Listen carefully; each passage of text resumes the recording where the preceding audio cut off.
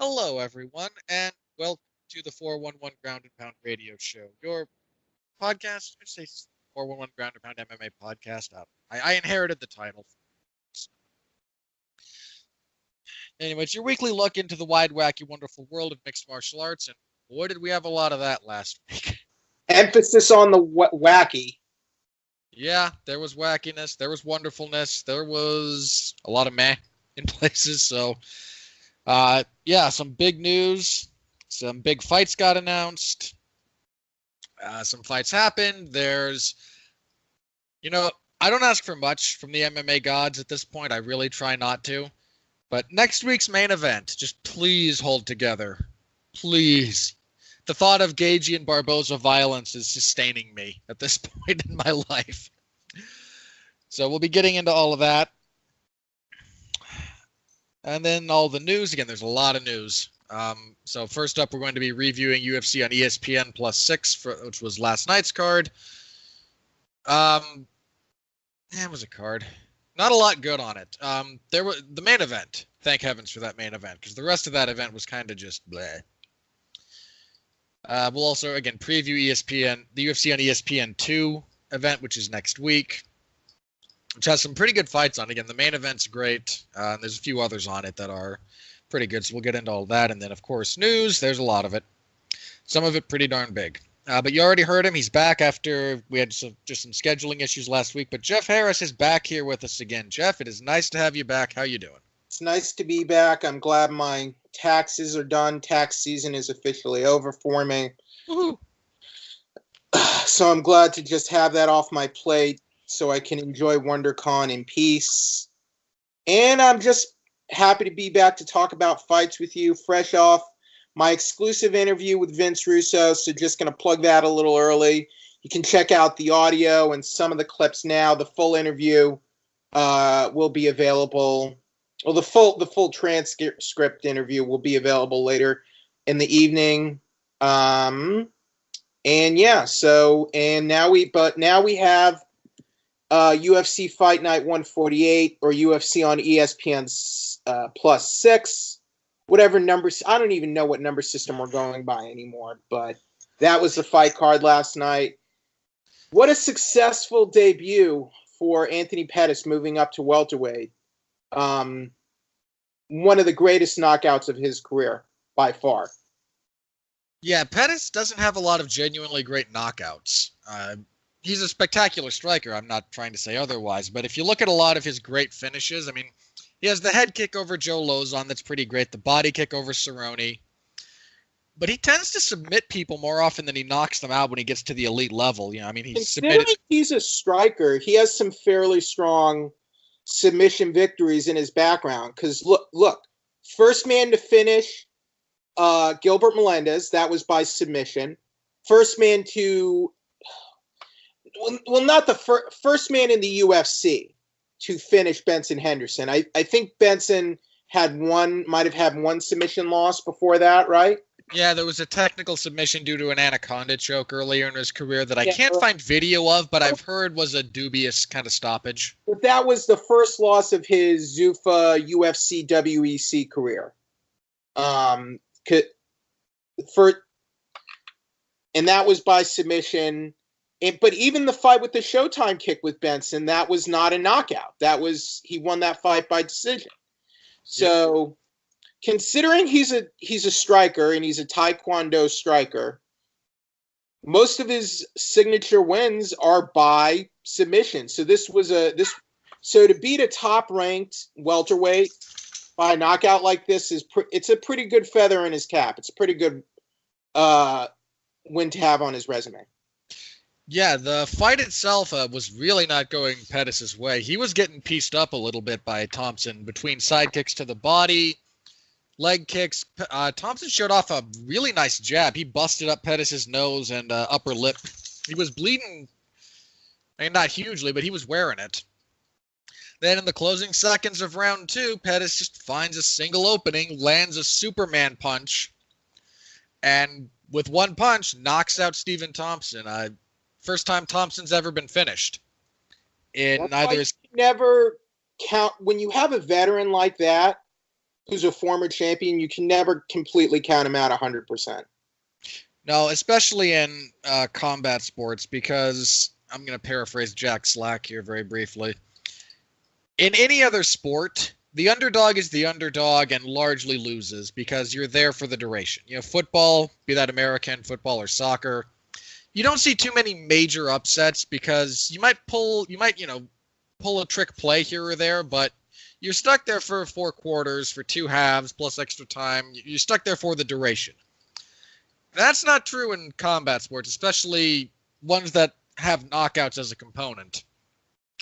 If you're really good, you only have to fool a much better opponent once, and that can be all it takes. And that's all it took for Pettis last night, because, again, he was losing pretty badly.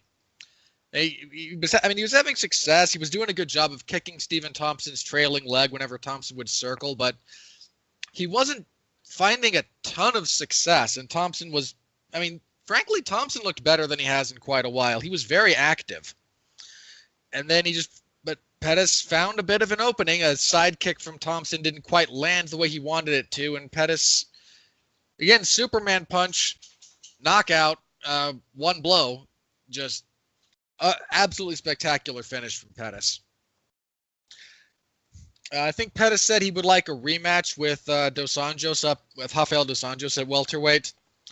They just announced Dos Anjos and Kevin Lee for an upcoming event. I can't remember if that was at lightweight or welterweight. I assume welterweight at this point.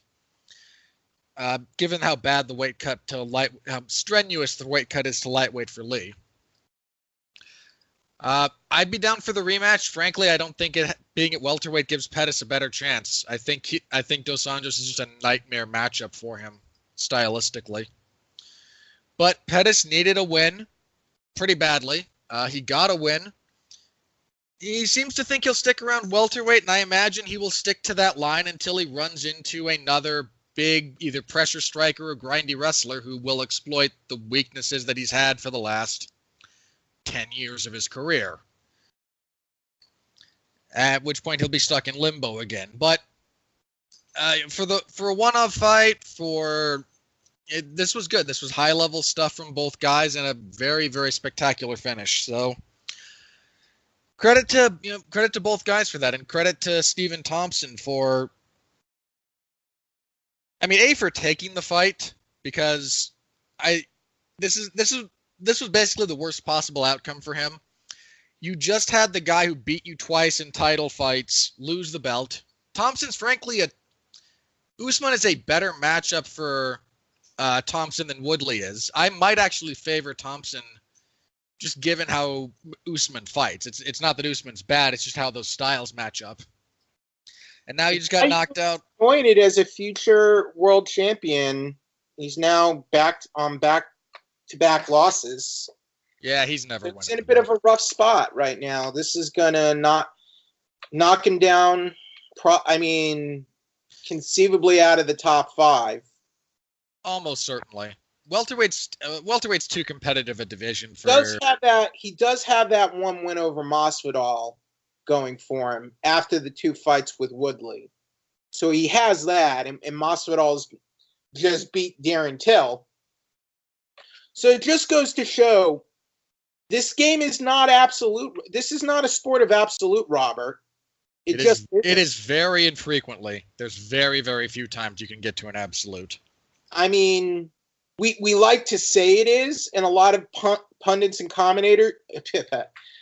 Sorry, can't talk today. A lot of pundits and commentators like to think it is, and like to think there are these fighters that are absolute, but they aren't. It just doesn't work that way, and MMA math doesn't work, and it almost never has for any fighter in any combat sport, unless your name is Floyd Mayweather. Which, even with Floyd Mayweather, let's not deny, a lot of it was due to convenient matchmaking. Wouldn't you agree? It was appropriate career management. I don't think Floyd ever ducked anyone. I think he made sure to fight them when it was at his most advantageous to do so. He ducked Pacquiao. He didn't duck Pacquiao. Yes, he did. You know he did. No, there was another fight he took in place of the Pacquiao fight, and he was also very clear that when the Pacquiao fight was there, he did everything he could to weasel out of that fight. He told Pacquiao he'd fight him if he'd submit to stricter drug testing, and Pacquiao said no. That's not how it works. I'm sorry. That's what happened. That was the primary bone of contention. Was Floyd accused Pacquiao of being on steroids? And then who did he fight? He fought Sugar Shane, didn't he? Or he took somebody else. He took some really dumb over the hill matchup that was ridiculous. We're doing advanced blood testing for this. Look at us being so progressive. Yeah, I'm just saying, if Pacquiao really wanted that fight at that point in time, that was the only hurdle presented. Look, he should have taken the fight when it was there. It's that simple. Yeah, he took it when he took it, and he made more money than I'll ever see in my lifetime to do it, and he won convincingly. I think the fight should have happened in 2009 or 2010 is when that fight should have happened. And we're seeing the same thing now with Anthony Joshua and Deontay Wilder. Same BS.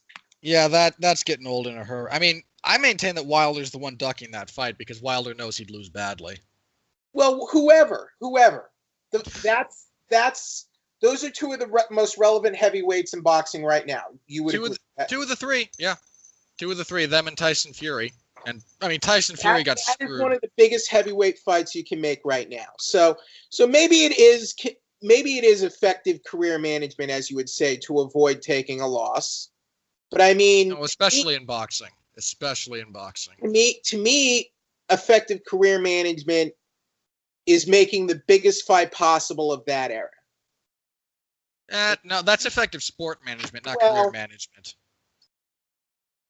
I mean, what does Floyd Mayweather care about the state of boxing? To me, career management is getting the most money possible out of the fight, not necessarily avoiding a loss. Yeah, and that's what I think Floyd and Pacquiao made as much money as it was ever going to make. I don't think if it happens any earlier, it improves the buy rate that much. I disagree. I highly disagree. I mean, as much as that thing sold, there's like I think it could, had they done it before, I think it could have been even bigger. I doubt it. I mean, at that point, you're just butting up against like the sheer number of people who are going to be interested in it. I mean, considering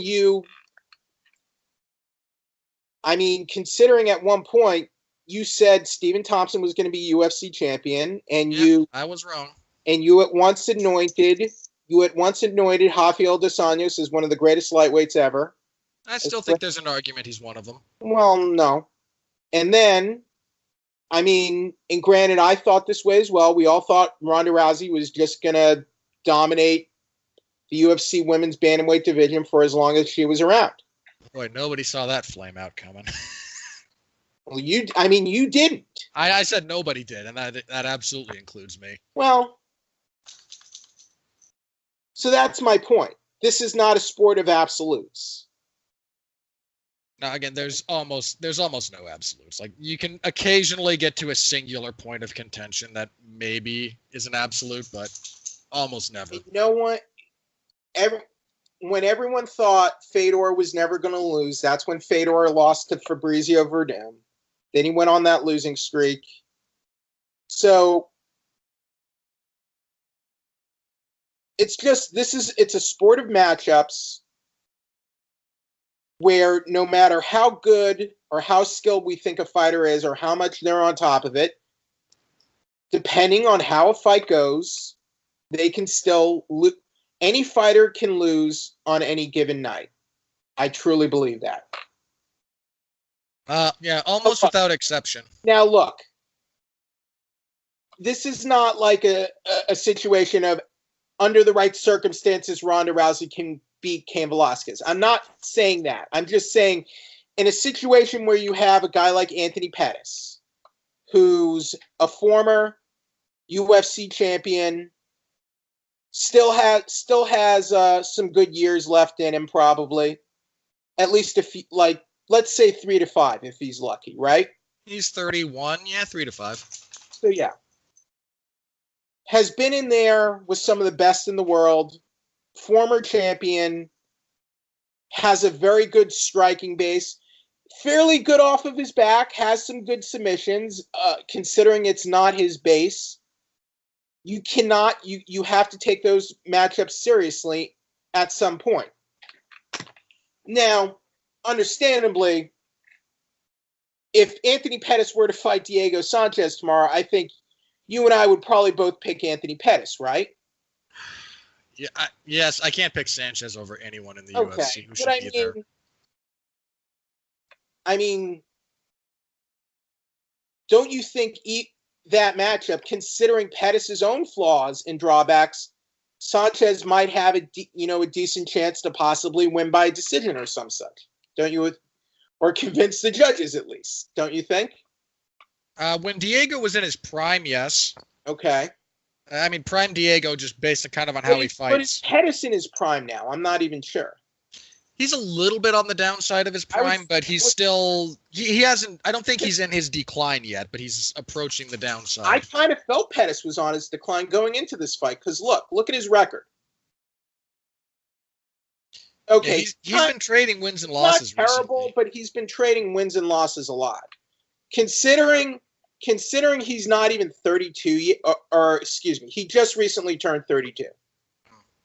Turned 32 in January. For a long time, it was for quite a while, Robert. It looked like Pettis had peaked fairly early. Yeah, he went on that 3-fight skid, had to try and revitalize himself at featherweight, and that didn't go so well. Because he won his first major world title. Let's see, almost 10 years ago. So in December 2010. So at that point, he would have been 8 years. Yeah, 22, 24, somewhere in that range. That's crazy. I mean, only John Jones, I think, was 23. I don't even think John was 22 when he won the belt, was he? No, John was 23 when he won the UFC title. Okay. But I mean, my point is, that's how crazy good and athletic Pettis was. Yeah, we were all kind of convinced he was going to be the man. Even Max Holloway needed a little more time and a little seasoning before he became a champion at a fairly young age as well. Yeah. But it was a good fight. On paper, it was a good fight, and it turned out to be a good fight. Some people are upset about the extra shots Thompson took. Do you have anything to say on that? The ref was a little slow. I would agree the ref was a little slow. I don't think it was egregious. I can't fault Pettis for continuing. You go until the ref stops you. If the ref is slow, the ref is slow. And I think the ref was a touch slow in this instance, but... Herb Dean wasn't really on the ball there. I think it was Herb Dean, correct? I don't remember. I recall it being Herb Dean. He was a touch slow to come in to stop the fight. And we've seen fights continue after knockdowns like that, haven't we? Yeah, there have been some. So... It's a little different in a submission situation, but usually in a situation like that, it's in a fighter's best interest to continue until the ref steps in. Now, there are situations where sometimes you've seen a fighter stop and they know it's over. Like Mark Hunt will just walk off or whatever, but not all. That's not absolute either. Yeah, I agree with that. And thank heavens for this fight, because we're about to get into some rough territory here, guys. Your co-main event. Curtis Blaydes defeated Justin Willis via unanimous decision, 30-27, 30-26, and 30-25. Two future UFC title contenders in action here. The sad thing is, that's probably accurate, given how that's why I said it. Given how crappy heavyweight is. Look, I'm not the biggest fan of Curtis Blaydes, but he's good at what he does. He's a good wrestler. He has very heavy top control. He has very good mat returns. And good takedowns. I mean, here's the reality. The only guy who's beaten him is Francis Ngannou. And just given how he fights and the state of the rest of the division, I think Blades is a pretty heavy favorite against everyone else in that division who isn't DC, Stipe, or the aforementioned Francis Ngannou. What about Junior? I love Junior, but I agree. know. I think he would probably give Junior some problems. Don't you agree? Yeah, I think he would give Junior some real problems. At the same time, Blades isn't exactly great on his. I mean, he's not bad on his feet, but he's not great. I think the boxing might be a problem for Curtis. Yeah, and Junior has really good hips. He has really good takedown defense. He's good at escaping if he gets fresh. Except when he's fighting, except those last two fights with Kane. I mean, even those, he was like if you look at the fourth and fifth rounds of both fights, he was still getting out from under Kane, and that's after taking a beating. He's very well schooled in that respect. He just couldn't get away from Kane after he got up. I would probably lean a little bit towards Curtis, but I mean, again, anyone else in that division apart from those guys, I mean, I think he's probably favored rather heavily against them. The show apparently did a decent attendance. Apparently they got 10,000 people, but the gate was under $1 million.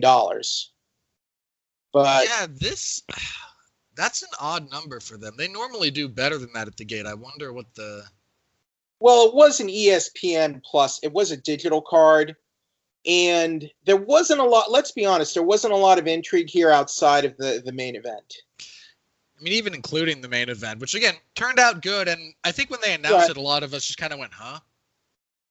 Well, but the UFC has brought weaker cards to other venues and done more money than that. So maybe they wound up discounting tickets for some reason. I mean, Curtis Blades. You know what it might have been? I mean, this needs to be said. The March Madness tournament is going on. There might just have been a lower turnout because other people were just doing other things. It is Nashville. I mean, Nashville's not that bad. Still, I think 10,000 means they probably the tickets were probably lower priced, and they probably had a good walk-up attendance, I imagine. Yeah. I don't know what Justin Willis kind of goes back down in the rankings after this, but this was just not a good fight. Blade said he wants either Stipe or Junior, or I think he mentioned someone else whose name is escaping me. He wants one of those guys. I say give it to him if you can work it out. I have no problem with him fighting again Junior or Stipe. I like the Junior fight, but I think we need to see how things are going to pan out with the heavyweight division. I think the general consensus, maybe not consensus, the feeling I'm getting is they're waiting for WrestleMania next month, and then they're hoping to make, or Dana White is hoping and praying he's going to get a call or text from Brock Lesnar to say the fight with Daniel is on, and possibly going to book that. And then we can move forward with the rest of the division. Yeah, there is that giant... I mean, it's heavyweight, so you're not exactly log jamming a deep division. Right. But there does still need to be a sense of continuity. But the good news is, I mean, Junior's kind of on the upside right now. I'm not saying he's back, but he's looking better. He's on, a three or four fight winning streak now? I think it's 3. Fight winning streak. He's looking the best he has in years, really. Yeah, he seems to have found himself again a little bit. So Kane's kind of he just lost, and so he's kind of out of the picture right now. So there you go. Who would have thought that? I mean, after the third fight between Junior and Kane, who would have thought that, in 2019, Junior would be the one closer to another title shot? I never expected Kane would just... I mean, he did... His bot? I mean, he didn't even really, self-destruct in the cage. He lost to Verdum, but then he was just gone for so long. Before the fight with Verdum, he was out for 2 years. Yeah, he was out. Yeah, he was out for a long time prior to that. Loses to Verdum, and there's no shame in that. Fabricio Verdum's a darn good fighter. And then he's out for another couple of years. Like he just yeah, I after the trilogy with Junior, I thought, okay, it's going to be Kane. It is, even when Kane first won, I thought he was going to hold on to that belt for a long time. We all did. Then he lost it right off the bat to Junior. Junior has his little run, and then Kane wins it back. I'm like, okay, now Kane is going to break the title defense record. And then he loses it to Verdum, constantly gets hurt, even while he was champion. So I just didn't anticipate that. That body not holding up. That was an odd series. That's an odd twist in there. The story of the rivalry between those two. The Junior might wind up in some respects getting the last laugh. And look, Junior had his issues too.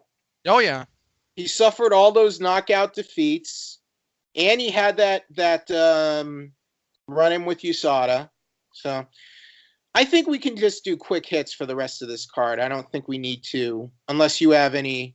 No, we can do that for the rest commentary. of this card. This was anything I want to say, I'll say about these when we go over them. John McDessie defeated Jesus Pinedo via unanimous decision. Man, John McDessie's still plugging away. Credit to him for that, man. He is. I can't remember where I saw this, but I saw it and I can't unsee it. He's like, if you go back to, you all remember the trope that the evil twin is the one with like the goatee or the mustache. Yeah. He's evil Artem Lobov in terms of his physical body. Not in terms of his skill set, but in terms of just his body structure. Somebody pointed this out, like the ratio of his arms to his torso, and if you gave me kind of his face photo, I might see it, but I never noticed that before. It just kind of struck me as, again, they're not like identical twins or anything, but there might be something there.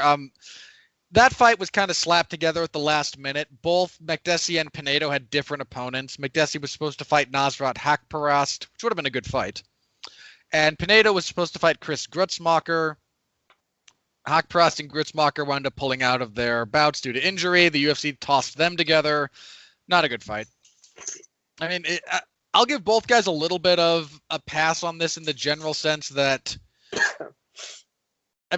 Jesus Pinedo and Nasrat Hakparast could not be more different fighters. So preparing for one of them and then getting the other one at the last second there's a lot of kind of on-the-fly adaptations that McDessie probably had to deal with. The fight still was Formiga beat Davison Figueiredo, and thus ends the flyweight division.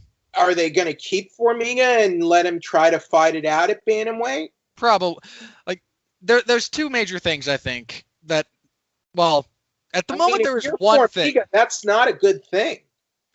No, there is one thing, and one thing only, that is kind of keeping the flyweight division even in limbo. All right, I think going into this fight, if either of them won in impressive fashion, especially Figueiredo because he has these flashy knockouts, the UFC might have tried to convince Cejudo to defend the belt against him. But there's two things working against Formiga here.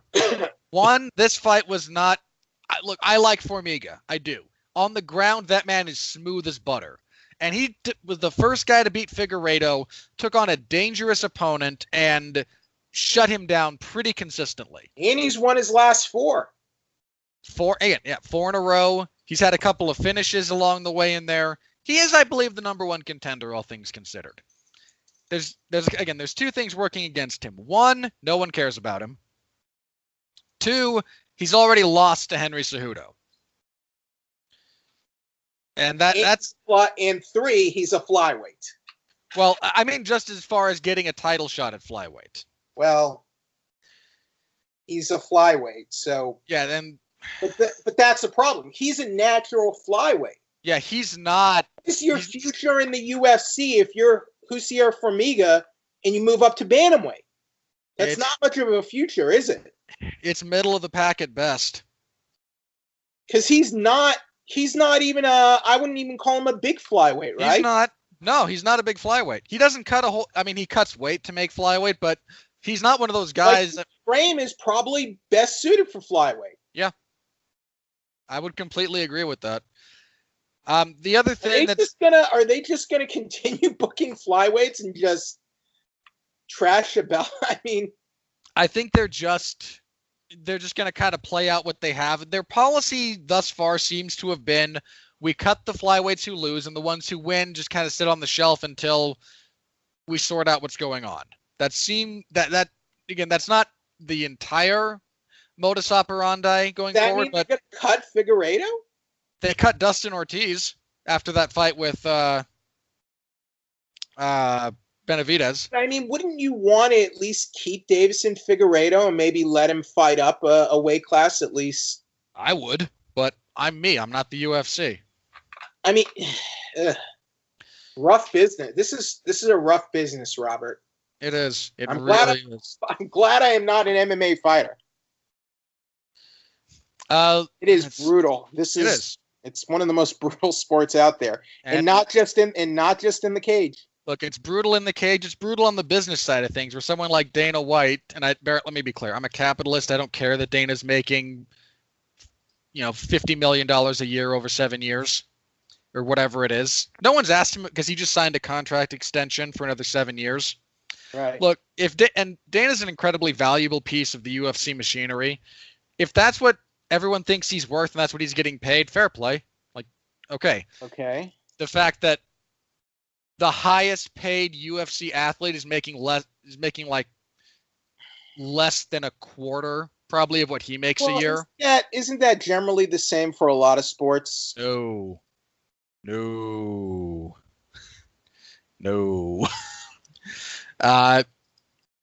Unless you're talking about, because the UFC is structured a little bit differently. How much does the average MLB owner make a year for like a big money team? Okay, so I was comparing Dana White to a different position within the team structure. I will rephrase this a little bit. If you want to cast Dana White in the position of owner of a Robert Kraft, and I don't mean that just because sex scandal. Jerry Jones, Robert. Again, pick one. If you want to cast him in that range, NFL owners make more because they also. Dana was partial owner at one point. He probably is still a very minority owner. I mean, I suppose my bigger gripe is just the level of disparity between those 2 points. But, I mean, look, if fighters aren't going to do anything about it, I'm not going to get on my high horse about it. I'm not. I think fighters probably should unionize or get something, but that's up to them. It is. It's up to the UFC to say, okay, we're not going to voluntarily give up 50% of television revenue to you guys. Right. You want it, you have to take it. Right. Now, I mean, we're going on a tangent here, but there's something about that I want to say that I kind of want to save for later. But okay. Well, when we're done, when we get into the news, because again, Dana did sign his. Also, I gotta say, I am so sick of Luis Pena. Pena, yeah, he defeats Steven Peterson via unanimous decision. All I hear about this guy is that he looks like Bob Ross, and people go crazy. What is it about this guy? I don't get it. Personally, for this fight, he's 6-1. He's 2-1 in the UFC. I don't get it. I'm with you. I do not get it. Afro. I mean, what am I missing here? I don't get it either. I mean, this was not a very good fight. Steven Peterson passes like the Homer Simpson qualification for fighting. He can take a punch. And I can appreciate that. I really can. So I can appreciate someone who can get hit in the head, the punches with his head, and not fall over. But he never really got anything going here. And I mean, I don't know. I imagine Pena will. I don't know that. I mean, he missed weight here by a non-trivial amount. I would probably make him go back up to lightweight. I mean, dude's like 6'3". He shouldn't be fighting at featherweight. Doesn't look like a featherweight. No, He does not. And I mean, this wasn't a very good fight. Pena's a bit gimmicky, and that will work okay against the level of opposition he's fought so far. But I mean, I think the way fighters got around the whole weight cut thing before, I guess, was the IV system. Really, it probably helped. I mean, in fairness, it is designed to simply rehydrate you faster, but the amount of guys who were just cutting such insane amounts of weight. Because I mean, guys were missing weight before USADA stepped in and banned IVs, but it did happen. But it became more widespread after adding the IVs in the early weigh-ins. Yep, or excuse me, adding the IV ban. The early morning weigh-in thing kind of was around the same time, and definitely I think contributed as well. So. Pena, I just don't think is a featherweight. I don't think he can make that weight. I don't think they should let him try. Okay. Was the Macy Barber Aldrich fight? What did you think of that? This was okay. This was pretty solid, all things considered. Barber needs a lot of refinement. He was getting a ton of hype going into this fight as well. Yeah, I mean, she's undefeated. She's young. She's an attractive woman. She can fight. She's got a lot of grit. She's got a lot of violence within her. And then she spends the first round getting pieced up by just solid fundamentals from J.J. Aldrich. All Aldrich did was properly manage distance, throw straight punches, and she gave Barber a lot of problems doing that.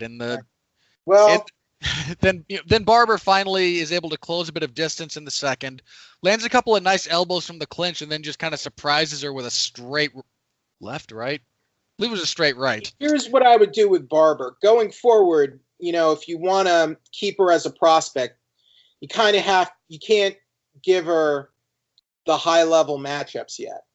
You have to kind of bring her along a little bit more. Yeah, I don't think she's ready for the top of the division right now. But not at all.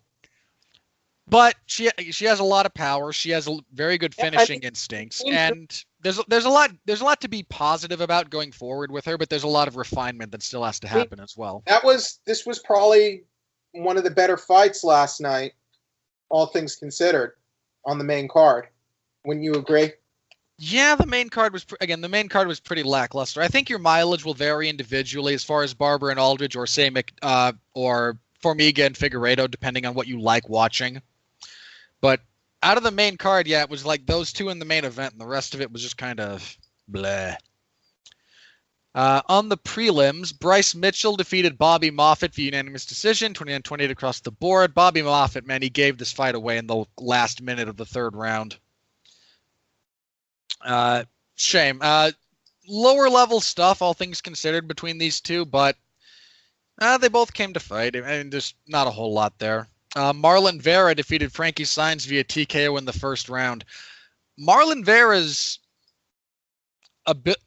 improvement since his UFC debut is pretty darn impressive. This guy went from also ran on a season of Tough Latin America and had some setbacks in the UFC, but he's put in the work and he's improved himself tremendously. I mean, I don't think he's a top 15 guy right now, but he's on the fringes of that. And watching him going forward he's definitely someone to watch. Jennifer Maia defeated Alexis Davis via unanimous decision, 29-28 across the board. Not bad. Alexis Davis had some success with her kicking, but anytime Maia was able to kind of close distance and get this fight into boxing range, she was doing well. She hurt Davis pretty badly with a body shot in the first, and just never went back to the body consistently again, which was kind of a shame. In the second round, Davis got things into kind of proper kickboxing range and had more success there. And then the third round was a bit of a firefight. So, I mean, again, not bad, but nothing terribly great. Randa Marcos defeated Angela Hill via armbar in the first round. Credit to Marcos for this one, because armbars from the back I understand they're risky in MMA, riskier in MMA than even in jiu-jitsu, where they're still kind of risky. but they're an underutilized tool. There's not a lot of people who threaten arm bars from the back even. I mean, Gilbert Burns does it and is one of the few guys that will do it. Damian Maia will on occasion. I think the problem is that not always, but the general perception is if you're on your back, you're losing. Yeah, It's and not you can't. always, you ideally don't want to be on your back in a fight because the judges might score that against you. Unless you're able to have a lot of activity off your back. There's also that it's just harder. I mean, even taking the judges out of the equation and some of their idiocy, it's just harder to win off of your back unless you have a killer guard. And so, again, I get that there's risk involved with it. I really do. That said, there's a lot more. I think even just the threat of doing it every now and then would be a great way to even open up rear naked choke attempts. If you can just kind of, attack the shoulder joint a little bit and get people thinking about it or worried about it, it will open up the ability to choke someone. In this instance, Marcos got the armbar from the back, rolled through into spider web. Hill fought that grip as long as she could, but eventually Marcos was able to extend the arm, force the tap. A nice finishing sequence from Marcos I like here. Marcos, but she's so inconsistent. She's consistently inconsistent. Like, this has been the story of her whole UFC career, hasn't it? She's been trading wins and losses since before she got to the UFC. Right. I mean, her record is 9-6-1, which is, to me, that's not a very good record, Robert. It's not. It's really not. And she's not a terrible fighter. She's managed to do enough to hang in the UFC, but to me, she's not even a top 10 level fighter. See what? It's strawweight. Yeah, I'd have to look. Let me look up the rankings actually and see if I. Curious if she falls into the rankings, if at all, even at women's strawweight. I mean, she was ranked going into this. I think she was 15. She's 15. Ugh. No, she wasn't 15. Excuse me. She was 15 now. Yeah. Oh yeah, she was 15. Yeah. Yeah, well, which is probably about fair. I don't think. I agree. I don't think she's like full on top 10 material at the moment. Definitely. I mean, even after this win, I'd say she isn't. No. She this just defended her spot. She might move up a spot or two, but she has never won back. She's never won back-to-back fights in the UFC ever. Nope. In fairness, she's never lost back-to-back fights either. But still, correct. But I mean, if all you're doing is going one for one. Here she went loss, draw, and win. So yep. I mean, that's not great. That's not exceptional to me. Like, that's like, okay, you're managing to hang in there. And she beat Angela Hill, but even Angela Hill, I think she was lucky to be in the UFC in the first place when she was.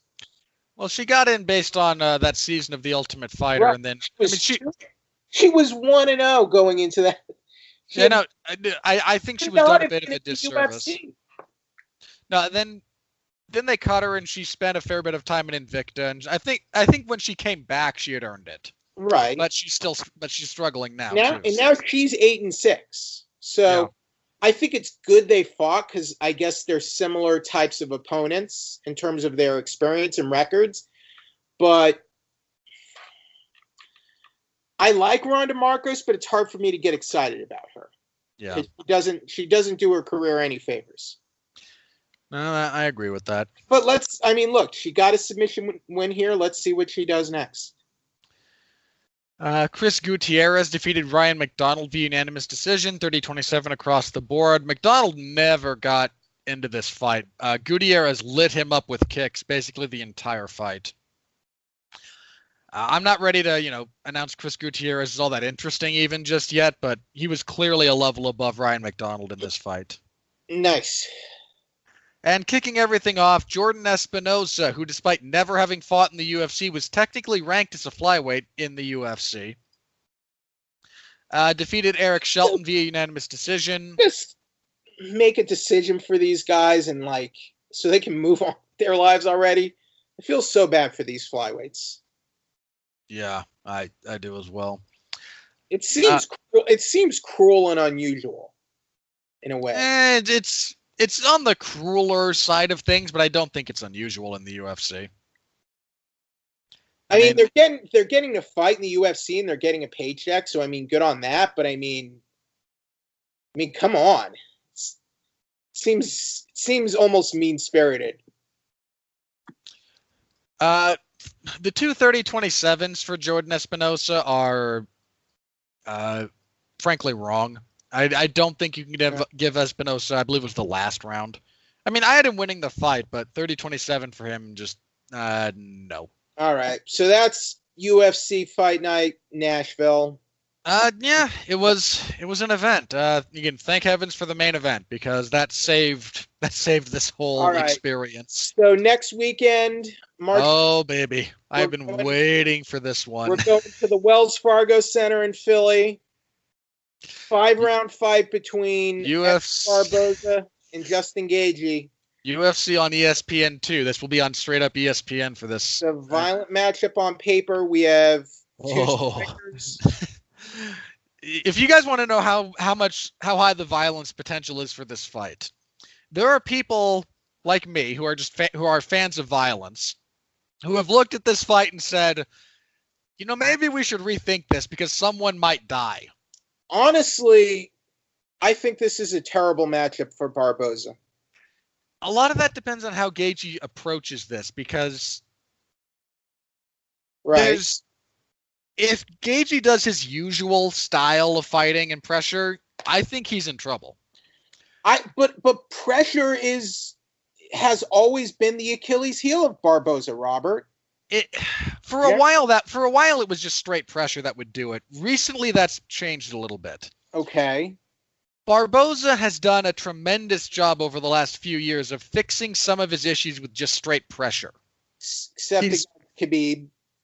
Well, even against Khabib, don't get me wrong, he lost that fight dominantly, but he had success in a lot of what he was doing against Khabib as well. He did a very good job of stopping most of the takedowns. I think he even had some success against Ferguson, but he won that first round. Right, but he still ultimately got overwhelmed and submitted. And this is one of the things that I think is important about this, because again, for a while it was just raw pressure. You could run at that guy and he wouldn't know what to do. He's changed that. Okay. He's fixed a lot of being able to go to the body. He doesn't just back up with his chin in the air anymore. He's got proper head position. He turns and angles on his feet.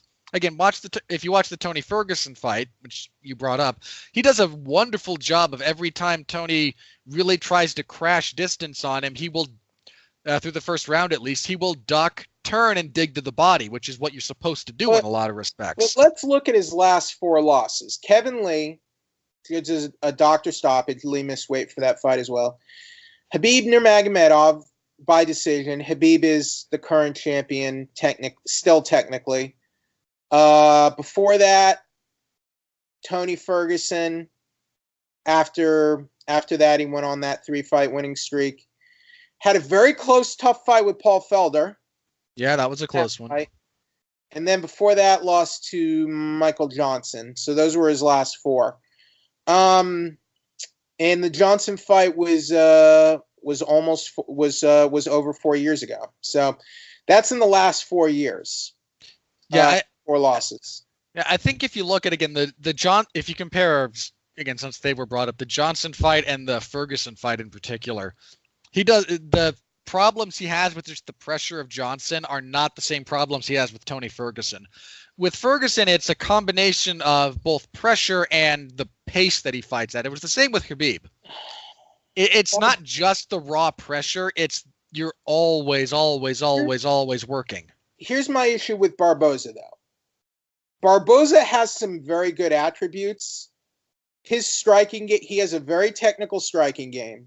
When he finds his rhythm, he is just on point with his kickboxing and striking. And his kick, he has some of the most dynamic kicks of the division. I think you'd agree with that, right? Oh, yeah. It's just that he's never quite put it all together where he's really just gone on that incredible run and kept the momentum going. He always just hits those roadblocks. He's good enough to me to sort of get into the top 5 or just sort of outside the top 5, but not without a shadow of a doubt say like I'm the title contender of this division. It's always been that way. For times when it looked like he would be like a hot commodity, and he is a fairly hot commodity for the division, but to me he's just not established himself as a title contender. He just hasn't been able to do it. No, the key fights that he's always been placed into when it's been, the winner of this is probably your next title challenger. Those are the ones he's lost. I mean,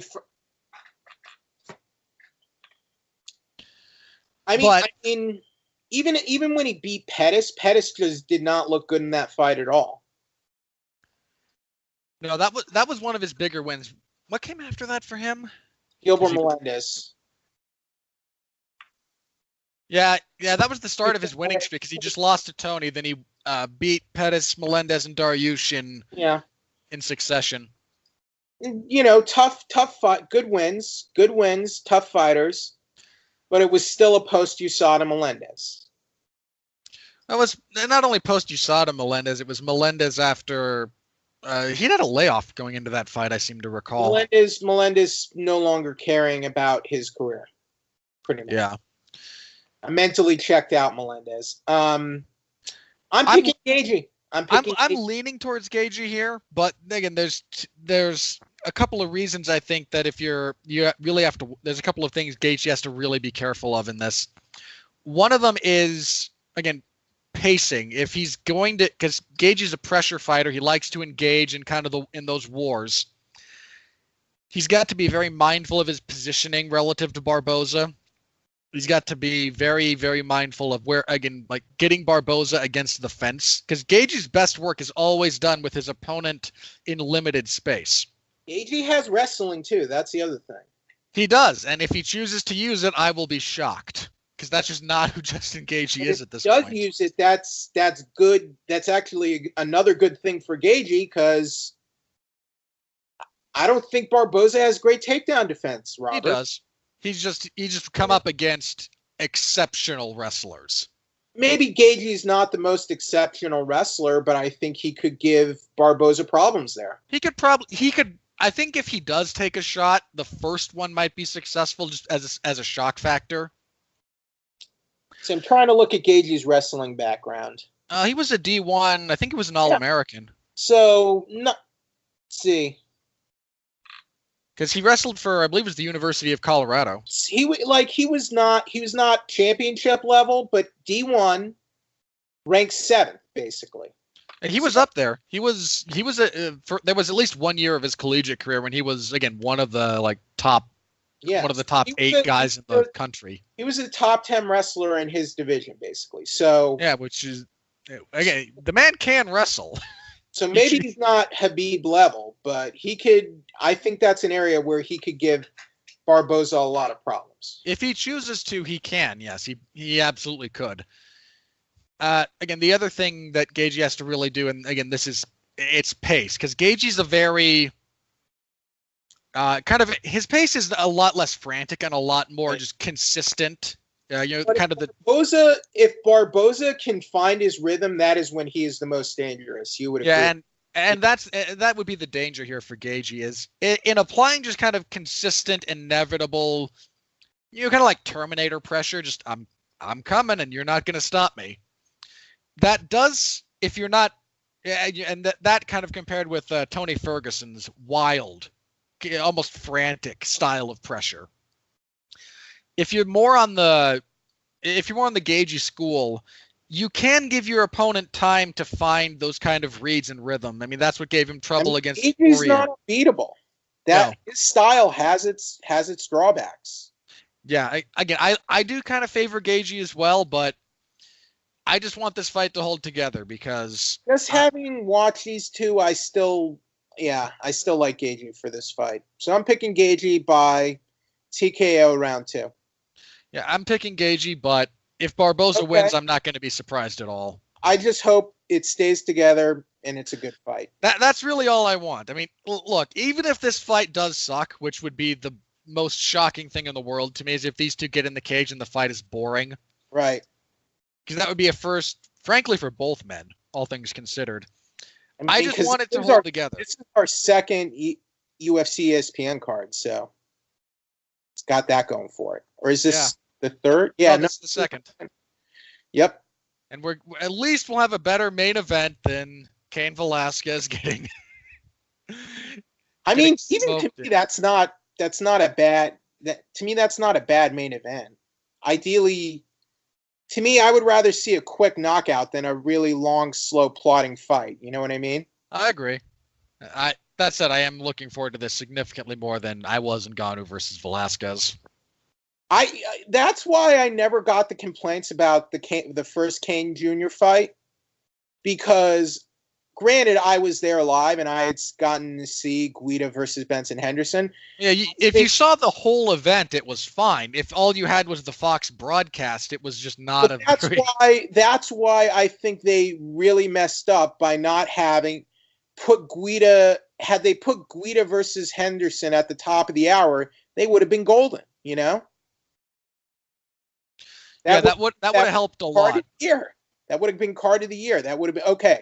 We at top of the beginning of the show, we have your fight of the year candidate, and then you have your heavyweight main event, and then I think it would have just set the tone for UFC on Fox a lot better. But a lot better than 60 minutes of talking, followed by 60 seconds of fighting, followed by 30 minutes of talking. Right. Which would sadly become about the average pacing for a UFC on. But even then, I mean, to me, ideally, you want a quick knockout. I think in some ways, I've never been one to dislike a quick knockout. I just haven't. Me neither. I mean, in that case, it was more hilarious because everyone clearly wanted Cain to win. Like Dana got so pissed about the outcome of that fight. I wasn't upset about it. I wasn't either. But whatever. All right. Anyway, that's your main event. It's great. Guys, watch this fight, please. If you can stomach the trauma these two will do to each other, watch this fight. Now, David Branch is moving. I guess he's moved back down. He's trying his hand at middleweight now. He was always at middleweight. Is he? Oh, that's right. Yeah, he's always been at middleweight. He did fight at light heavyweight outside. Yeah, his UFC run has been at middleweight. Okay. He sent a few people up to light heavyweight, but right. He's fighting Jack Hermanson, who is on a 2-fight winning streak. Jeez, I forgot he beat Gerald Meerschaert. I'd forgotten that one. So he's 5-2 right now. In the UFC, yes. To me, I'm kind of 50-50 on this fight. I'm with you. I think the problem with Jack Hermanson is he's a lot of his style is predicated on being able to get top position, and while he might be able to do that against Branch, I'm not sold on his ability to do so. And Branch is decent, but he's also inconsistent, and he's 37, and time is not on his side. I'm going with Branch, but I'm with you. This is nearly a coin flip. Let's see. I'm going with Hermanson. I'm not wildly committed to Hermanson, but Branch has disappointed me a lot in the UFC. Let's just say that.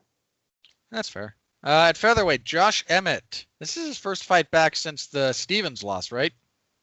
And the reason I'm doing that with Branch, just one more thing, is that fight with Yako, come on, was horrible.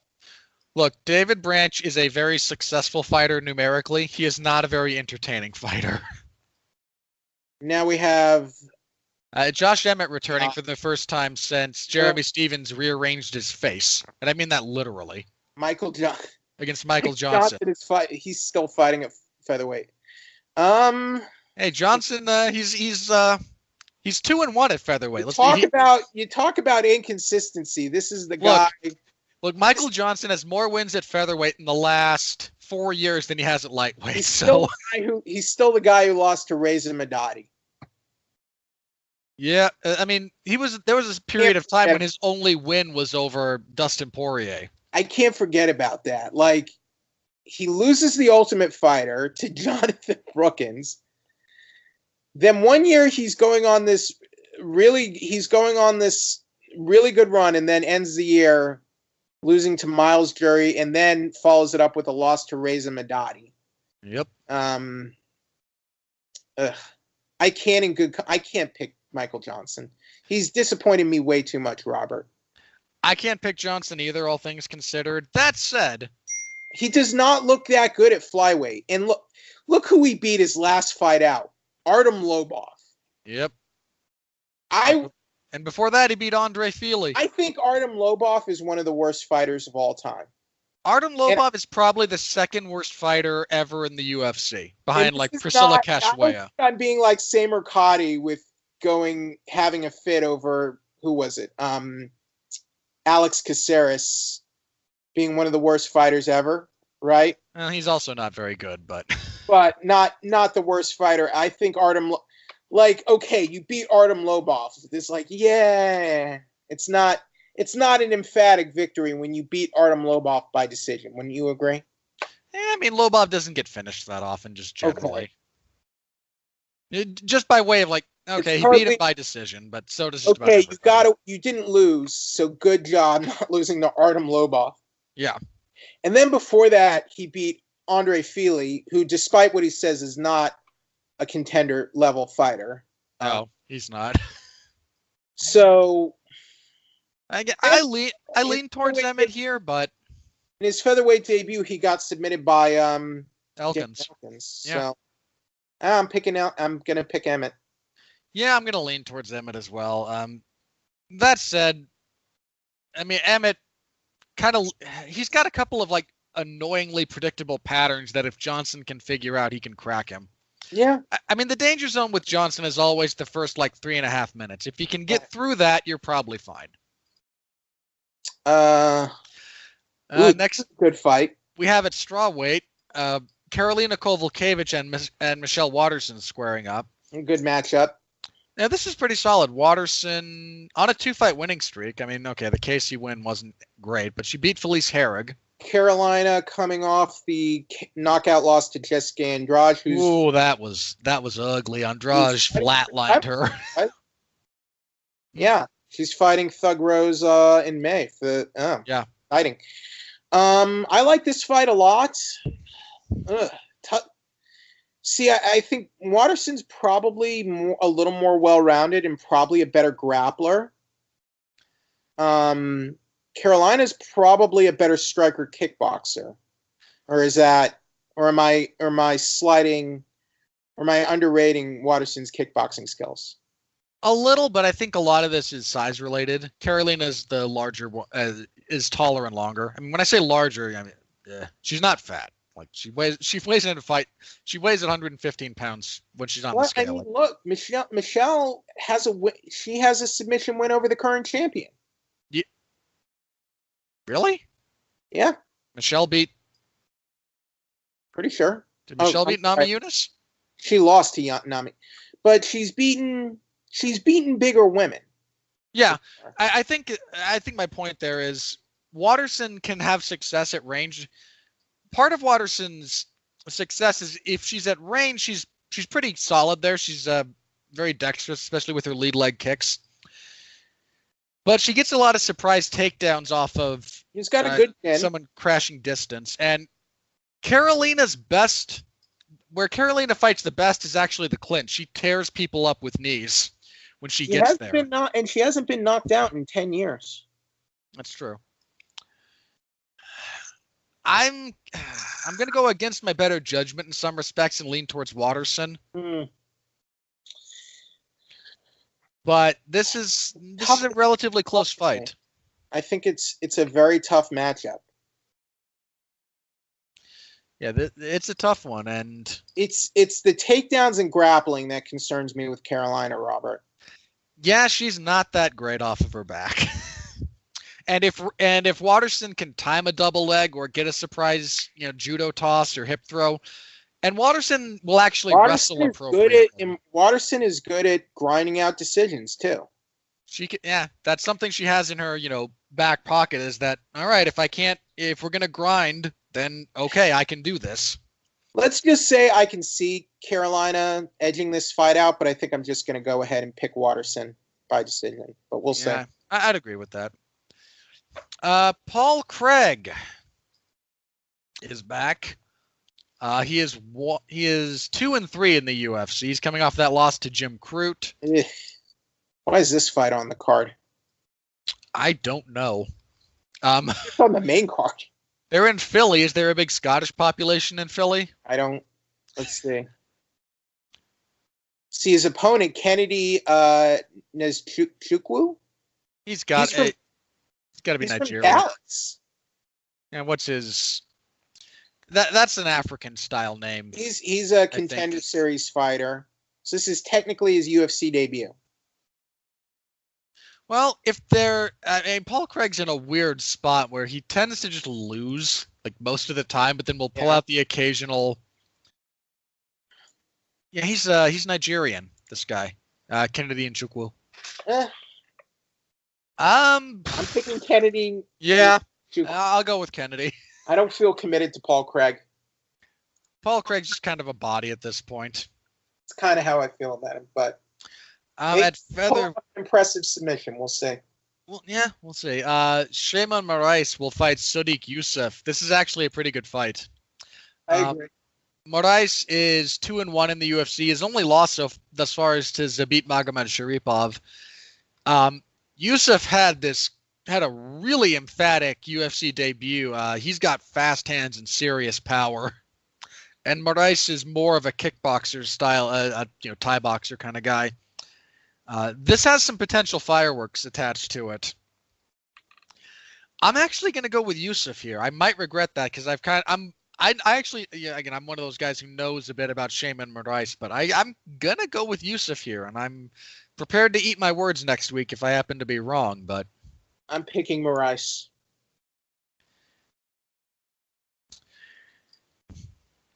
Yeah, Moraes is largely underappreciated as a featherweight fighter, so this is a good fight. This is a good opener. All right, on to the prelims. The first 3 are on ESPN. The last 3 are on ESPN+. Ross Pearson will fight Desmond Green. Ross Pearson is still in the UFC. I'm shocked Des Green's still in the UFC. He's 2-3. With losses to Khabilov, Przerez, and Pearson on a 4-fight losing, and he is 1-5 in his last 6. It gets worse if you go back further. For the record, his only win is over Mizuto Hirota. Oh God, yeah. I mean, Des Green's not a world beater, but for a while he was trading wins and losses, and man. I can't pick Ross Pearson at this point. I just can't do it. I'm picking Desmond Green. I mean, again, Green's not a world beater by any stretch of the imagination. But he's fighting Ross Pearson. He's fighting Ross Pearson. I can't pick Ross Pearson. I don't even hate Ross Pearson, but like, can we get a look? Here's what you do with Diego Sanchez next. You do the rematch of Sanchez and Pearson, which the judges got horribly wrong the first time. Was always just kind of he was on a season of The Ultimate Fighter. He got a couple wins, but he never really established himself as a top upper level fighter. Like, to me, he's below mid level at this point. At this point, yeah. So that's Green. Yeah, I agree. Enrique Barzola will fight Kevin Aguilar. Aguilar's been in the UFC at least once, I think. I'm going to double check that. He won a fight against Rick Glenn. Beat Rick Glenn by split decision. He's on a really good overall winning streak. Jeez. Came in from the Contender Series. I'll go ahead with Kevin Aguilar here. Barzola. God. I mean, Barzola's had a pretty solid UFC run, all things considered. He's on a 4-fight winning streak, so this is actually a tough fight. Yeah, this could be pretty tough for both guys. Matchup. I'm gonna agree. I'm gonna go with Aguilar here as well, but that's a pretty tough fight for both guys. At middleweight, Kevin Holland will fight Gerald Meerschaert. Holland, 14-4. He's been in the UFC once, right? No. Yes, he beat twice. He lost to Thiago Santos. beat John Phillips. Is this the guy that won't shut up when he's in the cage? Not sure.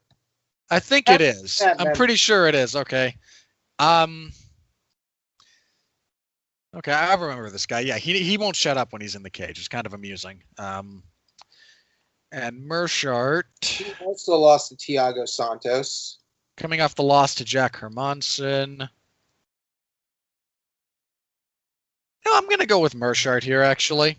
I'm feeling Mershart, but... All right, then on ESPN Plus, we have Ray Borg versus Kyler Phillips. This is at bantamweight.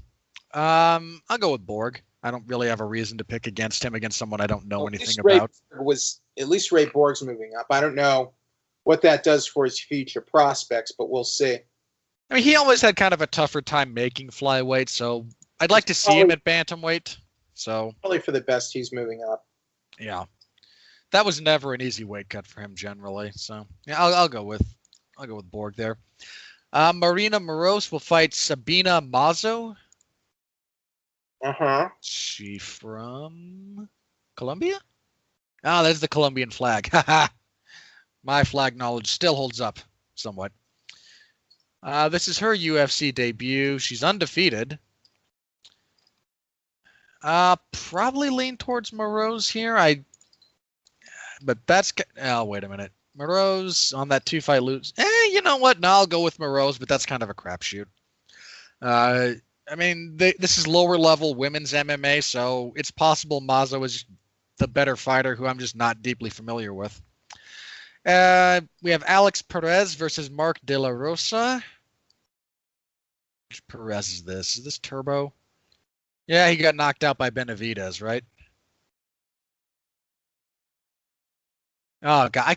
I thought he had a chance in that fight. I really did. No, that's a different Perez, excuse me. But I mean, I'm thinking of the one I'm thinking of, but I think his nickname is different. Mark De La Rosa lost to Tim Elliott, beat Elias Garcia, beat Joe Vicente. Yeah, I'll go with Perez there. And then we have Jessica Aguilar versus Marina Rodriguez. Or did that fight get moved?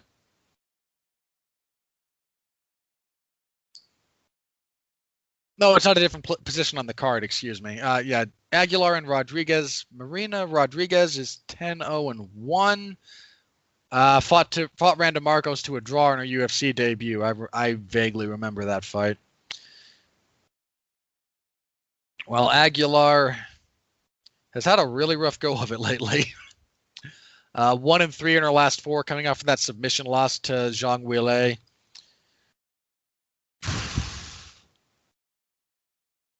Screw it. I'll go with Rodriguez. I don't know what it is about Aguilar, but I think she might just kind of have peaked at this point. Anyway. I coughed. Sorry. Oh, it's okay.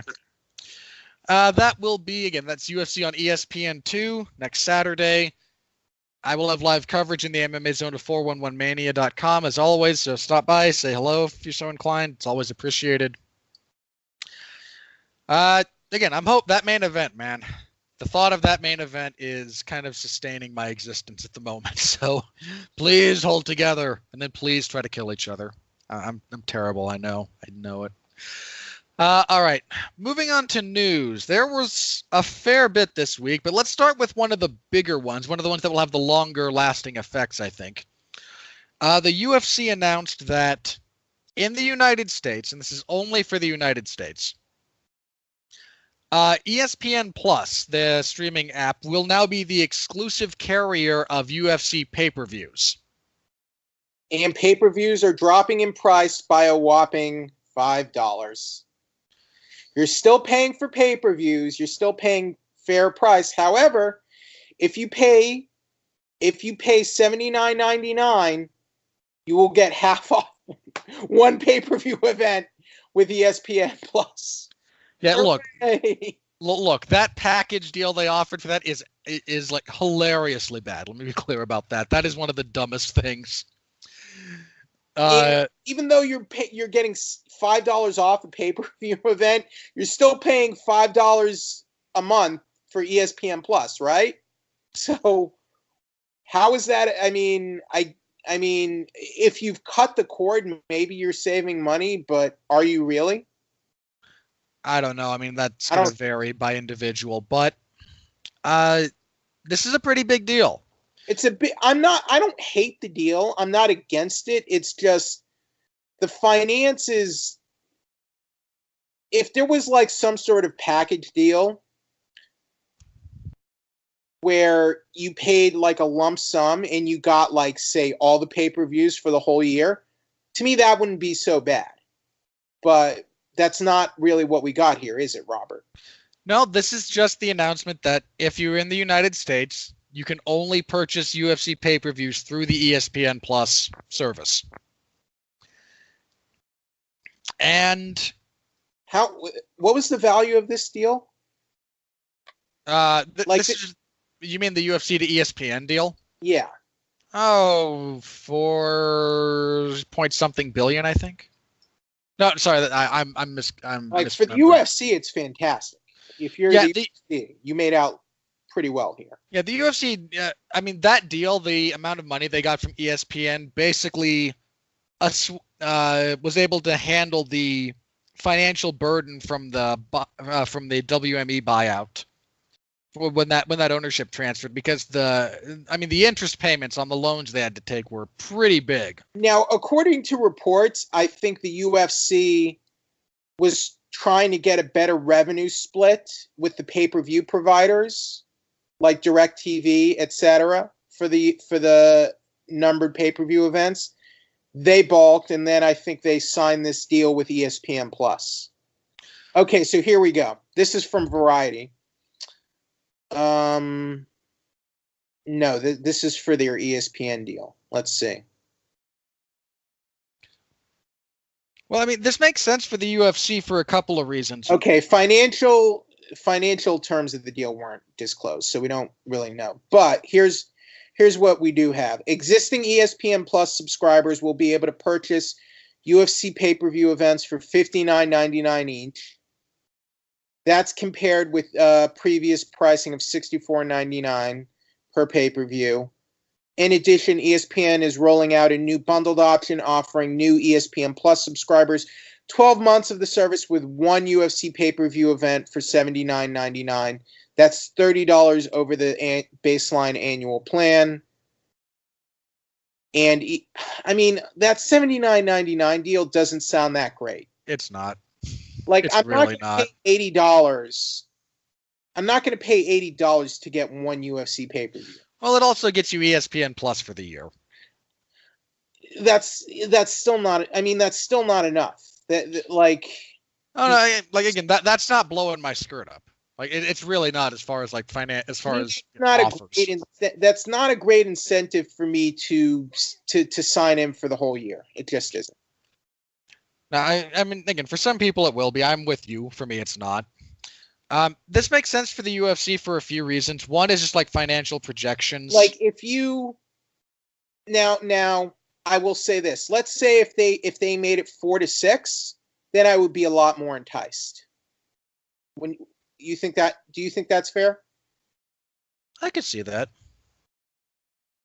Like, if WWE, like, let's say, ignore what WWE Network is. Let's say WWE Network came along and they said, and they didn't cannibalize their pay-per-view model. Let's say we're going to offer you $4.99 a month, but if you do the subscription plan, you'll get WWE Network for a whole year, and you get, like, say, the big four. To me, that would, if you're into the WWE product, to me, that's a better deal. And you're not just canceling your traditional pay-per-view model. Because that did hurt WWE when they started the WWE Network. Yeah, they had a rough couple of months there. In this case, I think it's less of an issue with because they're still selling their pay-per-views at basically the same price point. But pay-per-view hasn't been doing gangbusters for them. I mean, look, pay-per-view is always kind of a feast or famine kind of thing. Right. But if you're a UFC champion and if you're a decently drawn UFC champion, and the pay-per-view and the pay-per-view buys, the pay-per-view payout is a significant chunk of your income, you've got to be a little skittish about this, don't you think? At a minimum, you have to have some questions about it. At a minimum. Because, again, a lot of... John Jones, if you're John Jones and you've recently been pulling in John Jones has been doing fairly well on pay-per-view since he's done back. His last 3 fights have done solid numbers. Very good numbers. So that's a very, based on what I've read about pay-per-view payouts for UFC champions,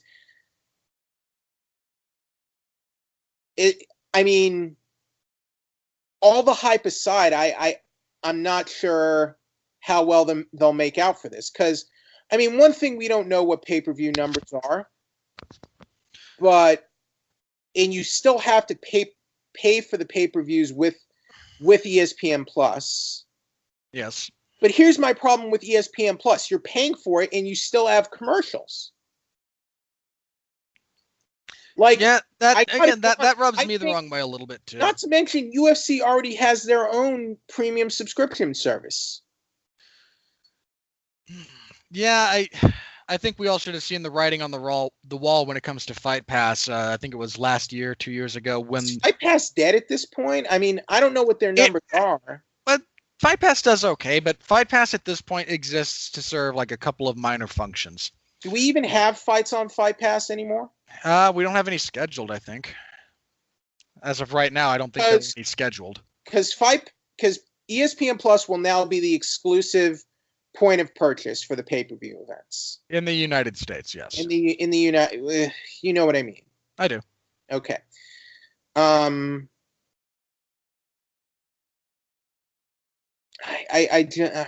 It's hard for me. It's just hard for me to put my finger on this.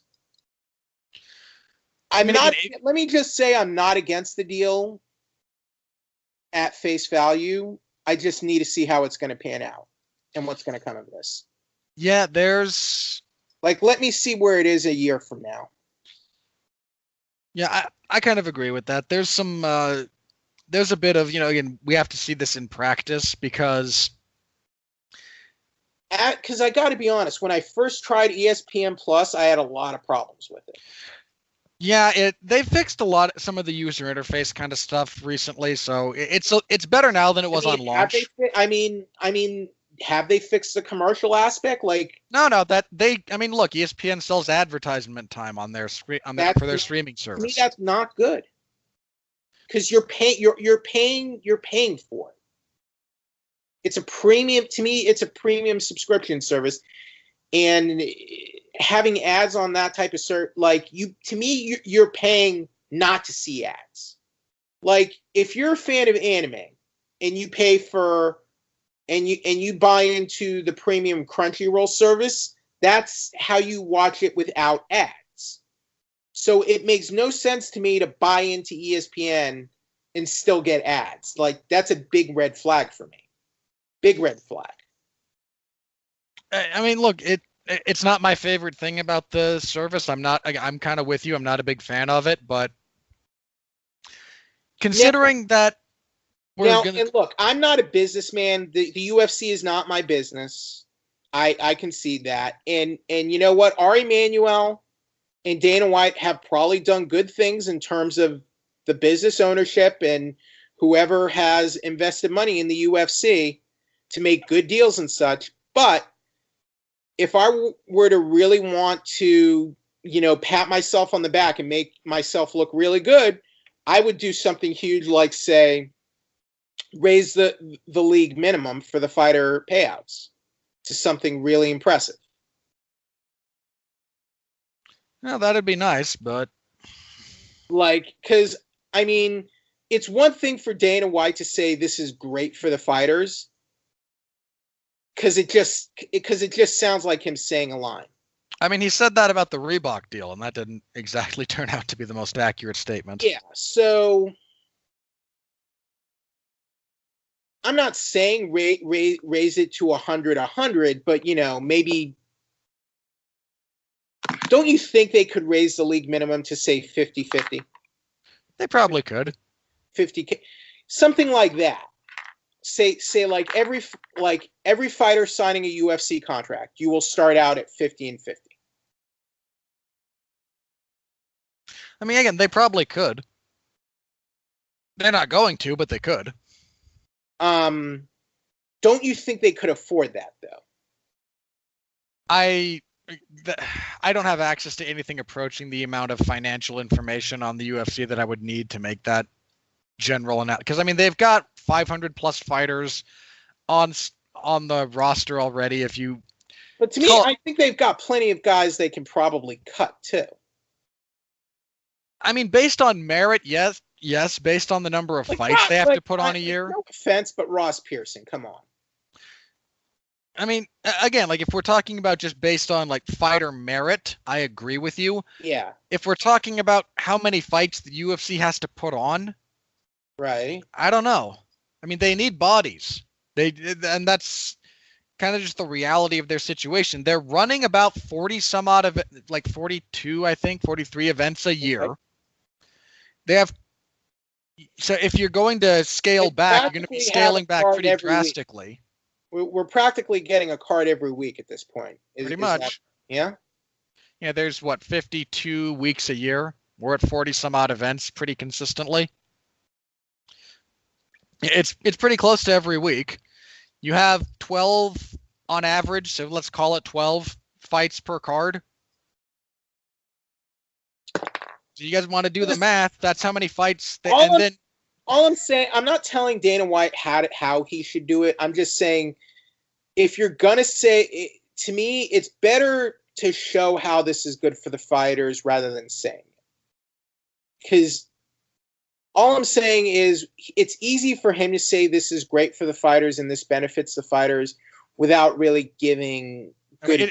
It's just a line. I mean, that's literally all it is at this point. I mean, I'm not. And look, he could be right. I'm just saying he should show it in a more concrete way. Yeah. Okay, I agree with that. I don't know how. I feel like the UFC Brain Trust could come up with an idea of how to award fighters when deals like this get made, and I think if they did that, I'm sure there would still be some detractors, but I think it would just say it would be a better way of showing that, we're fighter friendly and this is good for the fighters and we're doing this for the fighters. It's otherwise, yeah, as you said, it sounds like just a line, and it doesn't sound, I'm just trying to see how does this really benefit the fighters? Other than maybe they get more opportunities it's good for them to be on ESPN, yes.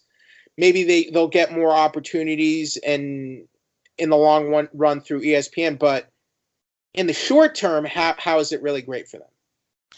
I think it's just something he says whenever he gets asked questions like this. I think it's at best kind of a lateral move for fighters because there's a small percentage of the fighting roster that gets pay-per-view points. And for them, at best, it's a lateral move. I don't think that. Just not like let me put it like this: I don't think being exclusive to ESPN Plus is going to increase the buy rate for any pay-per-view. I wonder. Here's the other thing I wonder: were fighters even notified of this? Like, we're the champion. I think at the very least, we're the champions notified about this deal. I can guess. What's your guess? No. Why would they? Hold on, no. I mean this in all seriousness. The UFC is under no obligation to inform them of anything. Again, if you want to talk about should they, based on some kind of moral sense or the way we think that people should interact with each other, sure. I think it would have been the right thing to do to talk to the champions at the very least about this deal. I agree with you as far as it would be the right thing. Under discretion and NDA, and if you say if you break this NDA, we will fine you. I mean, I've signed NDAs before and I've upheld them. I have no problem with that, and I have no problem with the UFC doing similarly. I agree with that.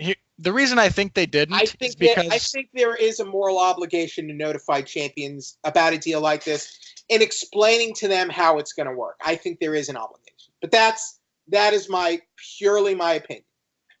Yeah, they're under no. And when I say they're under no obligation, I mean any kind of like concrete legal obligation to do I so. think that's fair. I think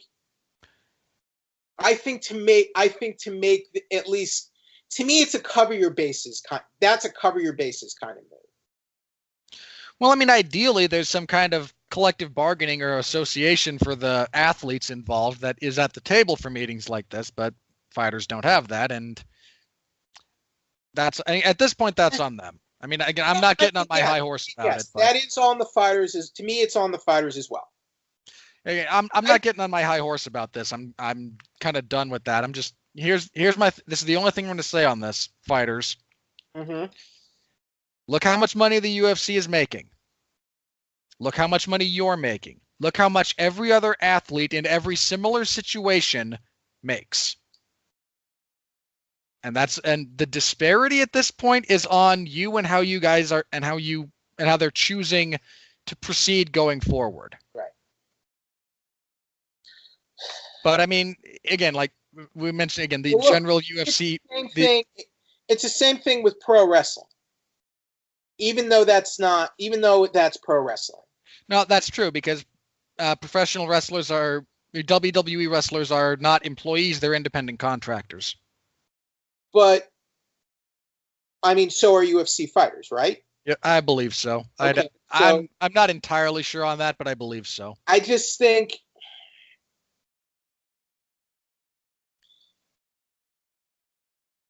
that's on the WWE guys. It's on that or the collective wrestlers. In a lot of ways, yes. And it's the same with the fighters. Yeah. So, I mean, honestly, again, like nobody's in a position to do it for them, and if they won't do it for themselves, then if you're a pro wrestler on WWE, quite frankly, I think you should be granted like a SAG card or something. Should be. I mean, how are you not SAG if you're in WWE? What's the criteria there? I would have to look up what the criteria is for being a member of SAG, actually. Because I mean, you're on a weekly TV show. You know, I thought about this for a little bit, and I'm not sure what the legal benefit is. But it's scripted. It's not sports. It's not literally sport. No, it is an entertainment property. Yes, it's very athletic one, mind you. I'm not bashing pro wrestling, and I know neither are you. Athletically based. But yeah, I mean, again, by a lot of rights, they probably should be. I genuinely wonder every now and then whether or not WWE is acknowledged as. I think part of the reason WWE is left out of a lot of conversations about television like that is that they don't roll. It could be a classification issue. Some of it's that. Some of it is WWE doesn't roll credits. It's murky. It's very murky. Anyway, but yeah, that's a pretty big deal. But, so just like with wrestling, like it's on them at this point, you know. Yeah. Again, I can talk about the benefits of it, but because look, the UFC has no obligation to set up a fighter union. So why should they? It's frankly against their interests. I mean, a union like that exists in healthy opposition to the UFC's interests by representing the fighters' interests. Well, when I say opposition to the UFC's interest, it's not entirely acrimonious, but the point of a union or an association is to represent the workforce, the labor. And then on the other side, you have management. And both sides generally want the same goals. You want the company to be prosperous. You want to make money, et cetera, et cetera. But anytime you run into a point where there are conflicts, you have that so that everyone can be represented fairly in those types of financial decisions. And right now, the fighters in the UFC don't have that. All right. Again, that's on them at this. We've all talked about it basically to death. It's something that probably should be there if we're talking about like moral shoulds, but I can't do it. I'm in no position to organize it. And if the fighters aren't going to do it for themselves, I'm not going to do it for them. All right. Yeah. So now we have the TJ Dillashaw news. Yeah, the UFC is currently without a bantamweight champion, as former bantamweight champion TJ Dillashaw was popped by I can't remember if they New York. York. It's New York. It wasn't USADA. Well, USADA has they are opting out of saying anything right now. Well, okay, okay. Here's what the New York State Athletic Commission said. The New York State Athletic Commission issued a 1-year suspension and a $10,000 fine to Mr. Dillashaw for violations relating to use of a prohibited substance. We still don't know what the substance was. We have no further comment. Okay. Dillashaw released his own statement. To all my fans, I wanted to be the first one to let you know that USADA and New York have informed me of an adverse finding in a test taken for my last fight. While words can't even begin to express how disappointed I am at this time, please know that I'm working with my team to understand what has occurred and how to resolve this situation as quickly as possible. Out of fairness and respect to the rest of my division, I've informed the UFC that I'll be voluntarily relinquishing my title while I deal with this matter. I want to thank you all in advance for the support. Now, it's not very often an active champion gets stripped of the title like this because of a failed drug test, right? This is very, I think it happened with Sean Shirk. When else has this happened other than Shirk and Dillashaw? Shirk, Dillashaw, Josh Barnett, I believe. Yeah, I believe Barnett. No, Rico Rodriguez lost and then failed his drug test, so that was after the fact, if memory serves me correctly. Was Tim Sylvia ever stripped? No, he had yes, I believe he was. I'd have to double check that, but I think Sylvia might have been. Okay. It doesn't happen often. That's very true. It's very rare in the UFC's relatively short history. It has not happened a lot in the last 10, 15 years. I believe the statement from USADA was that since TJ released a public statement, they could confirm that they were investigating adverse findings. Okay. So this might not have been a PED. Yeah, we don't. The substance in question has not been released. It could have been something so he could make weight.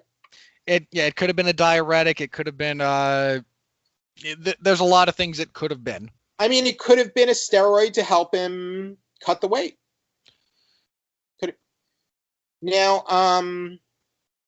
and given how drastic that weight cut, he did not look good at flyweight. He did not look good during his weight cut, quite frankly. No, I mean, given how he looked, just straight up how he looked, if I had to guess, it would be something that was aiding his weight cutting process. It could have been a contaminated supplement. I think there's a video of the number of bottles and products that during that photojournalist thing about his weight cut. There's a shot of his bathroom or kitchen sink, and it's just covered with supplement bottles and pills and powders and whatnot. So he might have got a bad batch of something. Not regulated. No, and I mean, look, fighters are always rolling the dice whenever they take a supplement because it's an unregulated industry. It is largely unregulated, yes. Now Jeff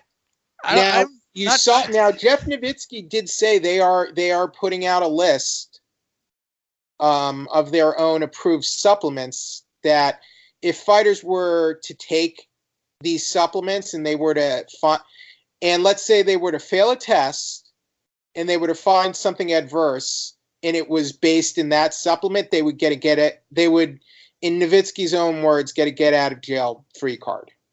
If the governing body in this instance is willing to go to bat for a supplement, then at least that would be consistent with, okay, we went to bat for these people. It's on us now if you fail, and we can prove that it was from this substance.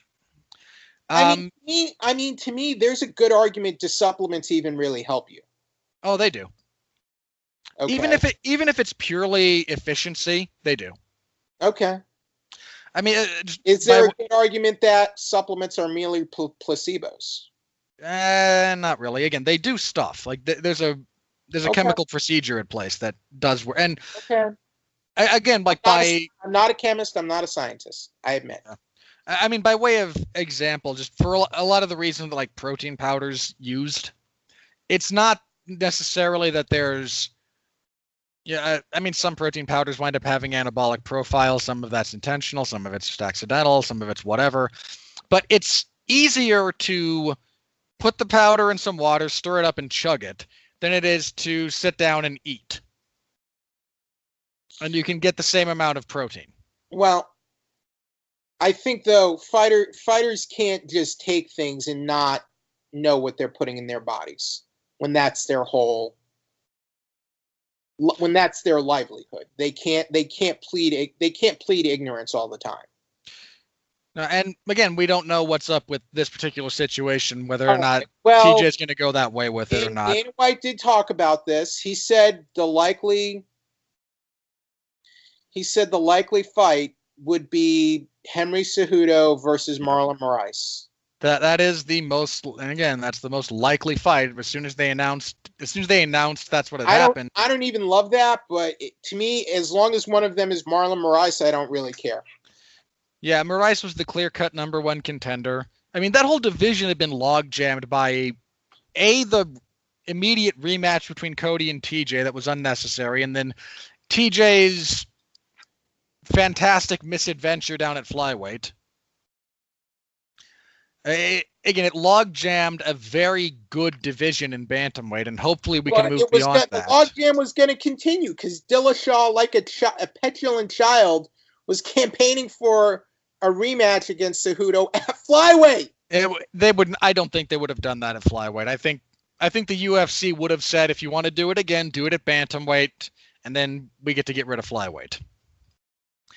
So yeah, most likely we're gonna get Cejudo versus Moraes. They will let Cejudo maintain his title through that fight, and then as soon as that fight's done, I think so is flyweight as a division. Putting aside some of the drama, if that's the fight that happens, that's a darn good fight. I mean, Moraes and Cejudo is a very good fight on paper. I feel sorry for Henry Cejudo if that fight happens. I lean towards Moraes, but I've underestimated Henry Cejudo plenty of times, and that man he can rise to the occasion. I mean, if you feel that strongly about him wanting to date Nikki Bella, I mean, whatever. Hold on. What? He wants to date Nikki Bella. I don't know why he'd want that train wreck, but all right, good for you. That was his big thing. That was his big thing after the fight with Dillashaw. Okay. Good for you. I mean, you just take your shot, Henry, if that's what you want. But I mean, quite frankly, I think the best move here is to just hand the belt to Moraes. Would be the best thing. I mean, I favor Moraes over Cejudo, but let me put it this way. I'm done being surprised when Henry Cejudo wins. I'm just done. White did say, he also said, here's the other thing. Wait. Dana White also said you do Jussier Formiga versus Benavidez on the same card. So we're keeping the fly. We're apparently keeping the fly. Look, that is nothing but an ass pull. All right, if he says they're going to do that, that's just another excuse. Henry's going to vacate flyweight, and Benavidez will finally get his title. Will finally get his UFC title. No, there's no. I don't think that. This is what he told you. This is what he told ESPN. Look, I'm gonna go ahead and maintain that if Cejudo's gonna do that fight, he's going to insist on holding on to his belt while he does it. Mm-hmm. So he can become a dual champion. So here's what you do, just for the hilarity, so we can all understand how screwed up this whole thing is. Okay. You do Benavidez and Formiga for the interim title. You do Cejudo versus Moraes. Then, if Cejudo wins, Oh God, I don't even think they want to do it that way though. I genuinely think they want to get rid of that division. And I think But here's what Weiss they'll says they're gonna do. They're gonna. no they'll do Formiga versus Benavidez. They'll declare it the number one contenders fight rather than for a title. And then after the main event, they'll just kind of go, nah, you know what? We don't like the division doesn't make sense Also saying anymore. if anything goes wrong, one of them can step up and take the fight. Look, no. Oh God, that is so stupid. That is so stupid. But Benavidez has he's fought for the title at bantam. He was a top 5 bantamweight. Yeah, but I feel worse for Benavidez than I do for Cejudo against Moraes. Let me just put it like that. Well, who are you to doubt? Who are you to doubt Joseph Benavidez? Someone who's watched his career.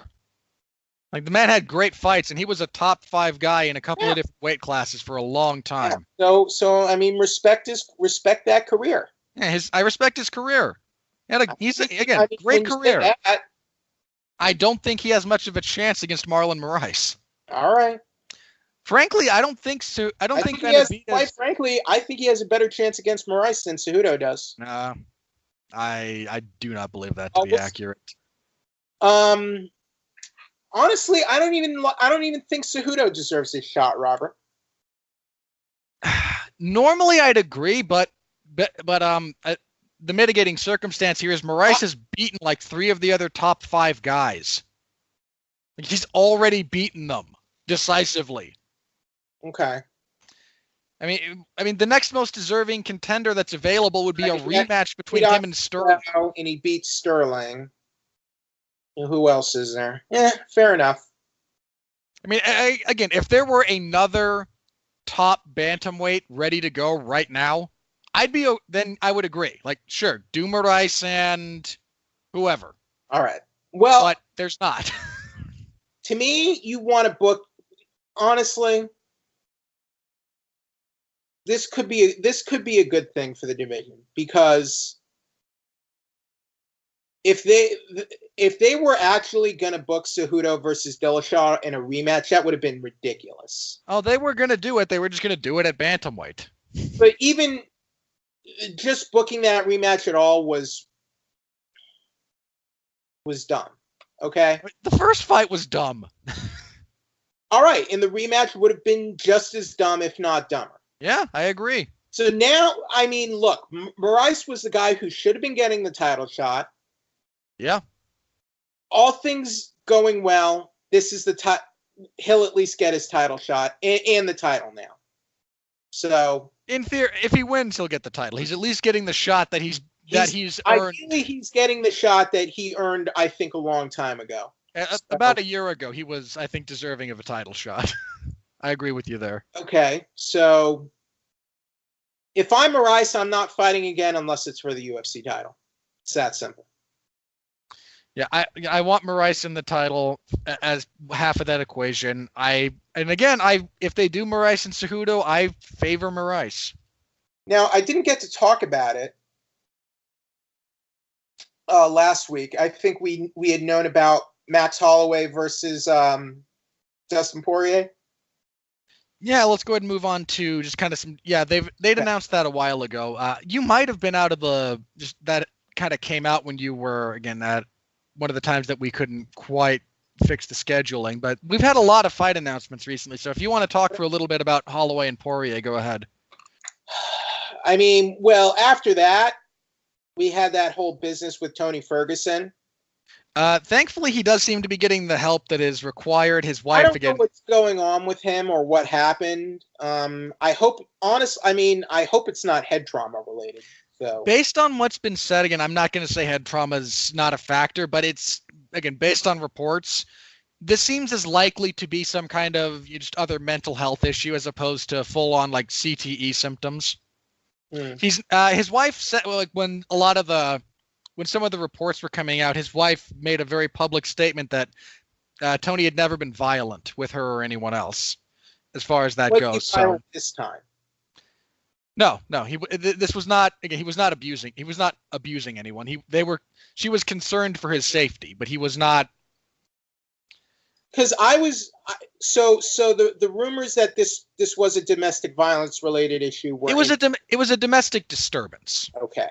Not a domestic violence issue. I think the closest thing that they said to anything approaching violence was he like splashed holy water on her. that to me that's borderline abuse. That's very. Don't get me wrong. It's that can even be abusive. Just by some people's definitions of domestic assault abuse. Don't you agree? I don't. I'd have to look up the specific language. I'm not saying you have to agree, but by some margins, don't you think? I mean, there are some people who think that leaning in for an unwanted kiss is sexual assault. People are weird. All right. Well, I'm prepared to take her at her word in this instance when she says there was no violence or abuse, that she's just worried about his health. I can believe he's always come off as a sort of weird guy to me. Yeah.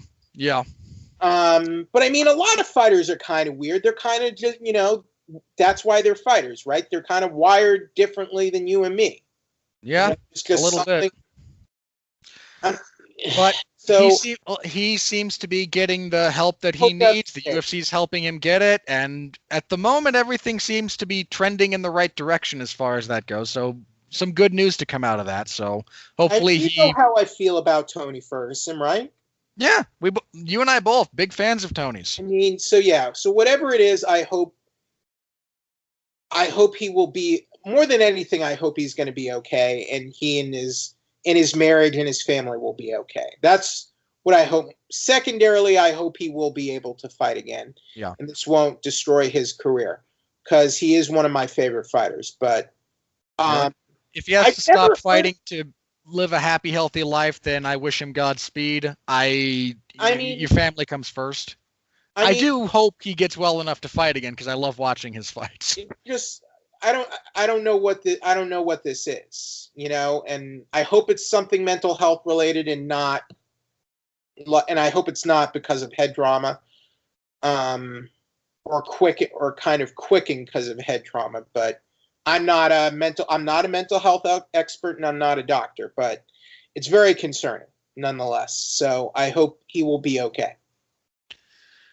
All right. Further in the fight announcement news, UFC, their return to Ottawa. This would be May 4th. Fight Night 150 got its main event. At lightweight, Rage and Ally Aquinta versus the Cowboy Donald Cerrone. What happened to Cerrone versus McGregor? Who knows? Conor McGregor got arrested.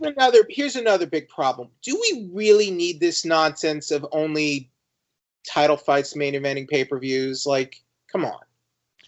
I don't know. I mean, again, they don't. At this point, we've reached a position where the data is so skewed because of their behavior. Adesanya versus Silva was not a title fight. Yeah, but that was also A, that didn't do well on pay-per-view, and B, that was a literal last-minute thing. But I mean, why does and this happened before the ESPN deal? Yeah. But I mean, why do they think they have to have it this way? They probably have some kind of internal data that indicates that by and large that sells better. But based on what? Sales records. They have access to how much pay-per-view buys they get for an event headlined by a title fight versus headlined by a non-title fight. That pointless interim title fight really help that much more? Do you believe that? I mean, the issue is, do you believe it? Me? I don't know.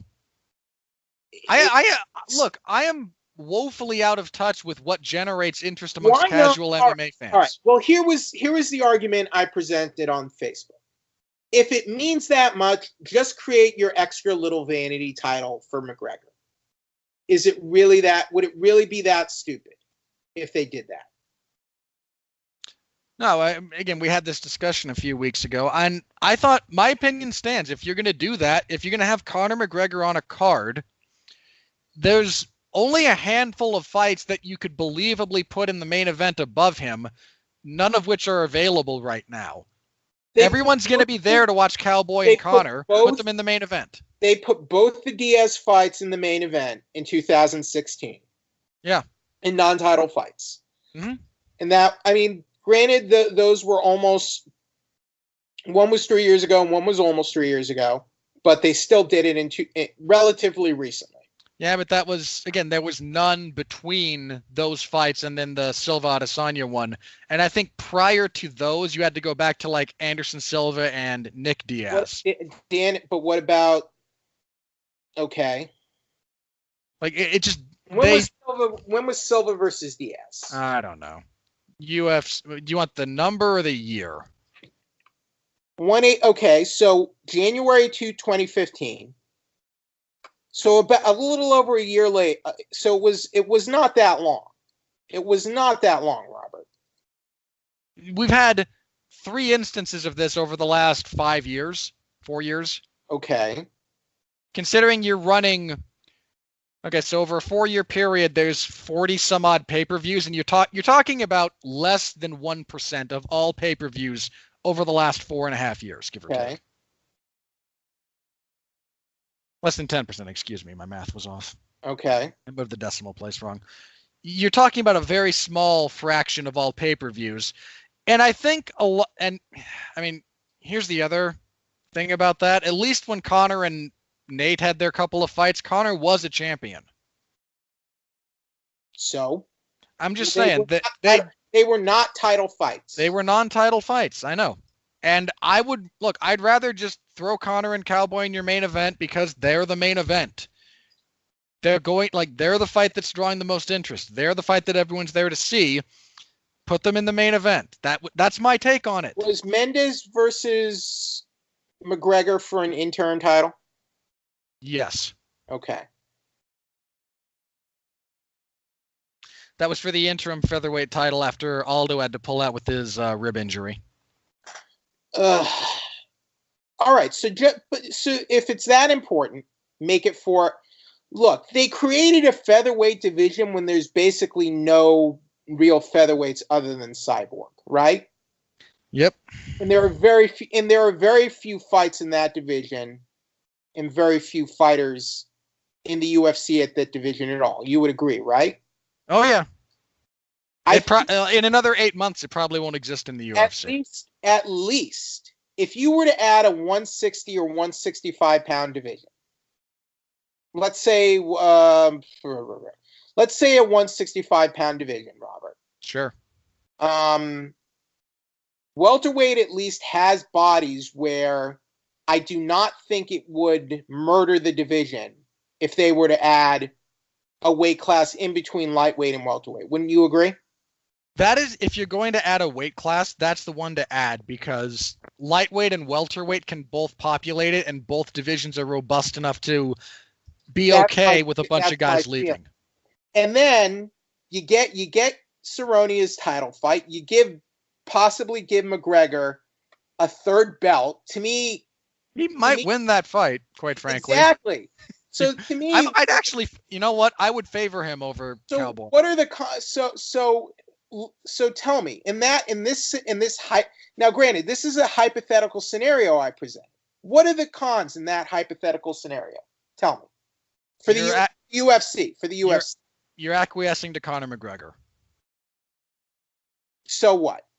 The UFC practically bends over for him more often than not. I agree. And look, you ask what the downside is for them. I think that's it. I think they're sick of being leveraged by Conor. Acquiescing would be giving him ownership shares to fight in the co-main event.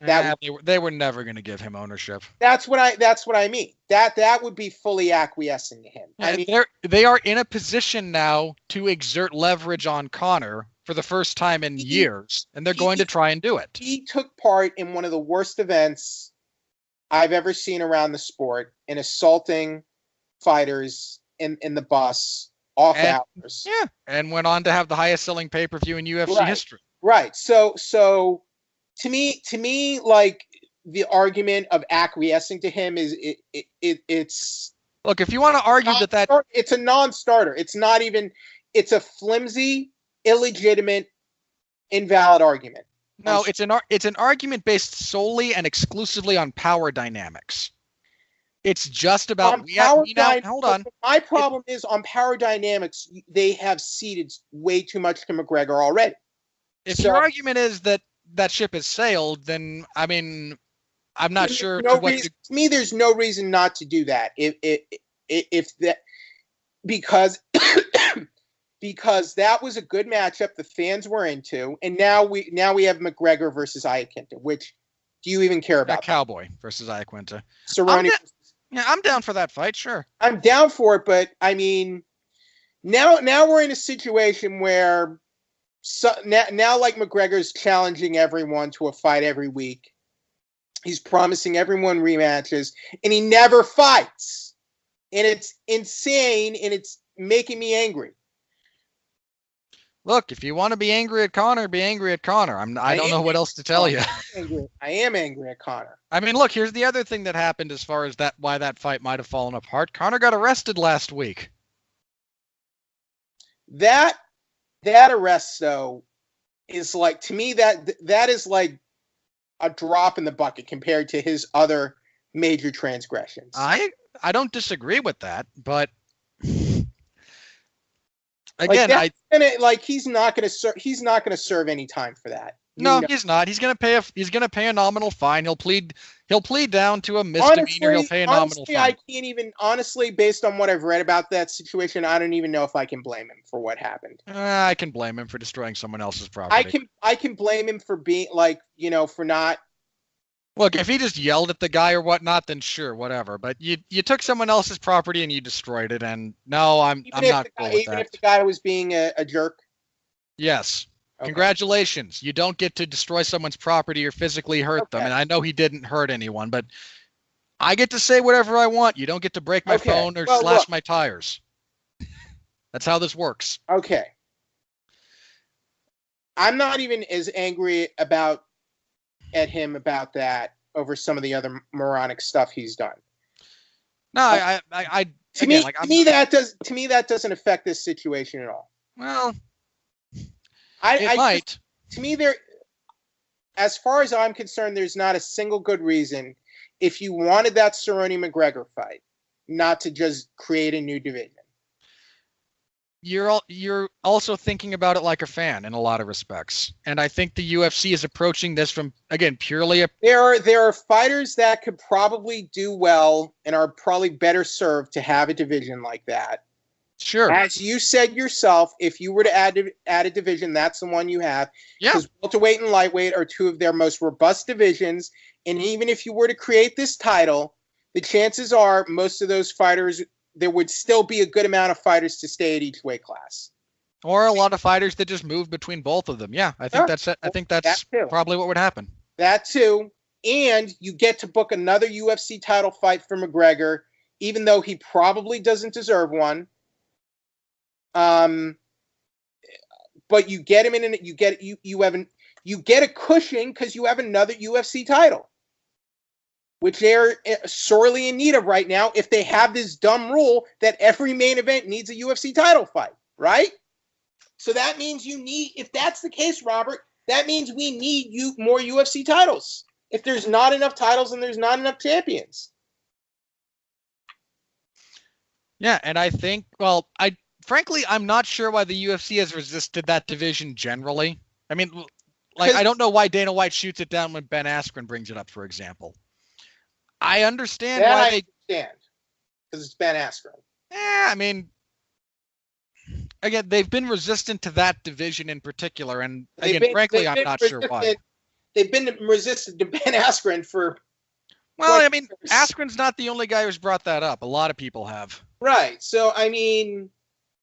And they don't want to do it for whatever reason. That one I don't understand. Well, because there's never been a 5-pound separation, right? It's always at least 10. If they were to do that, I think they would also just bump welterweight up to 175. Maybe we need to do that. I mean, I don't think have 155, 165, 175. Yeah, and then 185 and 205. Yeah. And I don't think the welterweights would mind having a 5-pound getting an extra 5 pounds, don't you think? No, and I don't think there's a lot of middleweights that are eyeing that 5 pounds going, boy, oh boy, if only it was 175. I mean, you'd get a few that would try it, but I don't think it would decimate the middleweight division. Again, I don't know why they're resistant to that. I don't get it.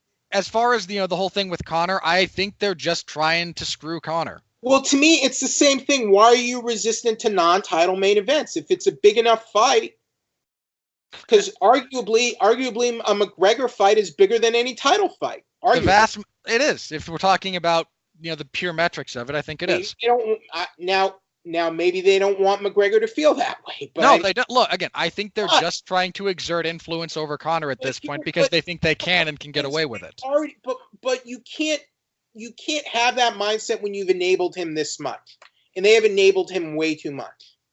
So I mean, look, I think that's like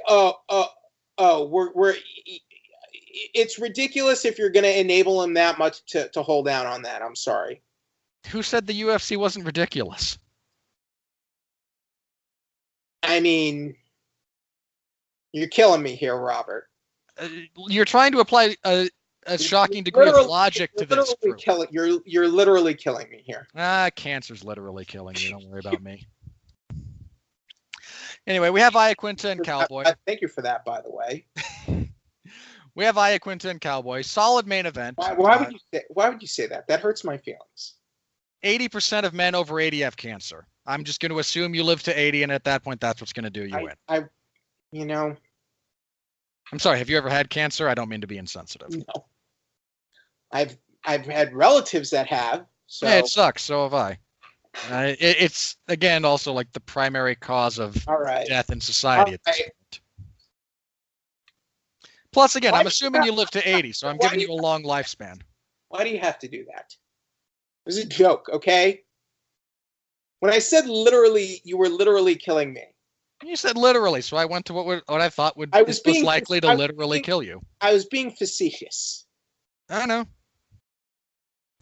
I can read facetious. I can't help myself but respond in kind in a lot of respects. Well, anyway, we have Iaquinta and Cowboy. Good fight. I hope Cthulhu swallows up the world. There you go. Hey, get out of my dreams. I also like Cthulhu. I mean, it's more an Azathoth thing than Cthulhu, but maybe not Lovecraft as a person, but he did write some good stuff. Anyway, again, Iaquinta and Cowboy, good fight. Solid main event. I like Iaquinta in that fight if it happens. Really? Yeah. Fair enough.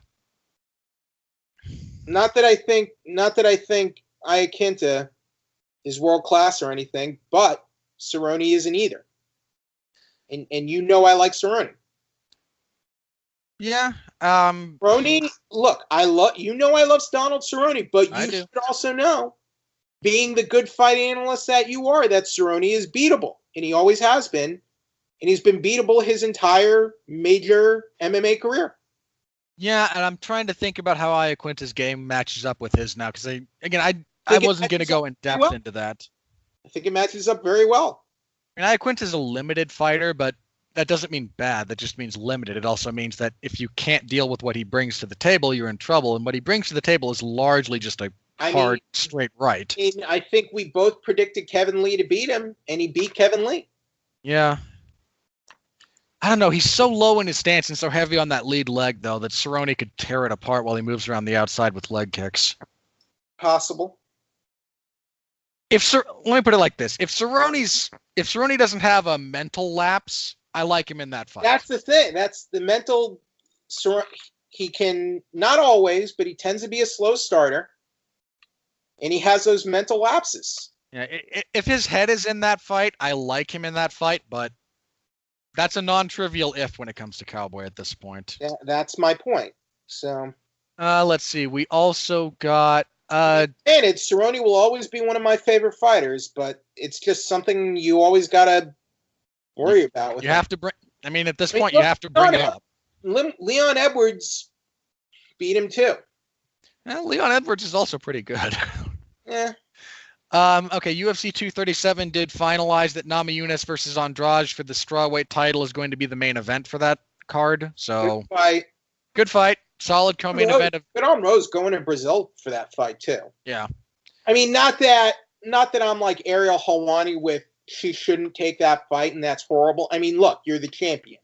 You don't always get to choose the setting, blah blah blah. It won't always be a neutral setting. You know, I've never subscribed to that notion, but I mean, good on her for doing that. Yeah, that's a rough fight for Rose, but it's a good fight. Again, Ronda Rousey fought an undefeated Brazilian in Brazil. Yep. Did she complain about it? Probably. She did not. She wanted that. She campaigned for a fight in Brazil. So you're wrong, Robert. Sorry. She didn't complain publicly. That doesn't mean she didn't complain. The fans, and want to know what else? The fans in Brazil loved her. Yeah. Like they booed her during the fight, but like before and after they cheered her because which fair enough. The fans in Brazil loved Ronda, so there was really no reason for her not to go there. On paper. Yeah, no, I agree. I'm with you generally on that. Again, your co-main event for that whole card will be Aldo and Volkanovski. If this is Jose, somebody brought this up. If Jose Aldo does only have one more fight after this, can we finally get Aldo versus Pettis, please? Aldo might. They said something on ESPN right now about Aldo having some sort of injury. I hope it's not serious. As of this moment, that fight is still on, but we'll keep an eye on that. Dana White said that was the first he had heard about it when he was talking to ESPN. I forget what it was. I'm looking it up right now. Okay. Let's see. Hospitalized with bacterial infection in Rio. How far out are we from that event? This happened on Friday. That's May 11th. That's over a month. That's like, again, it's a month and a half or so off.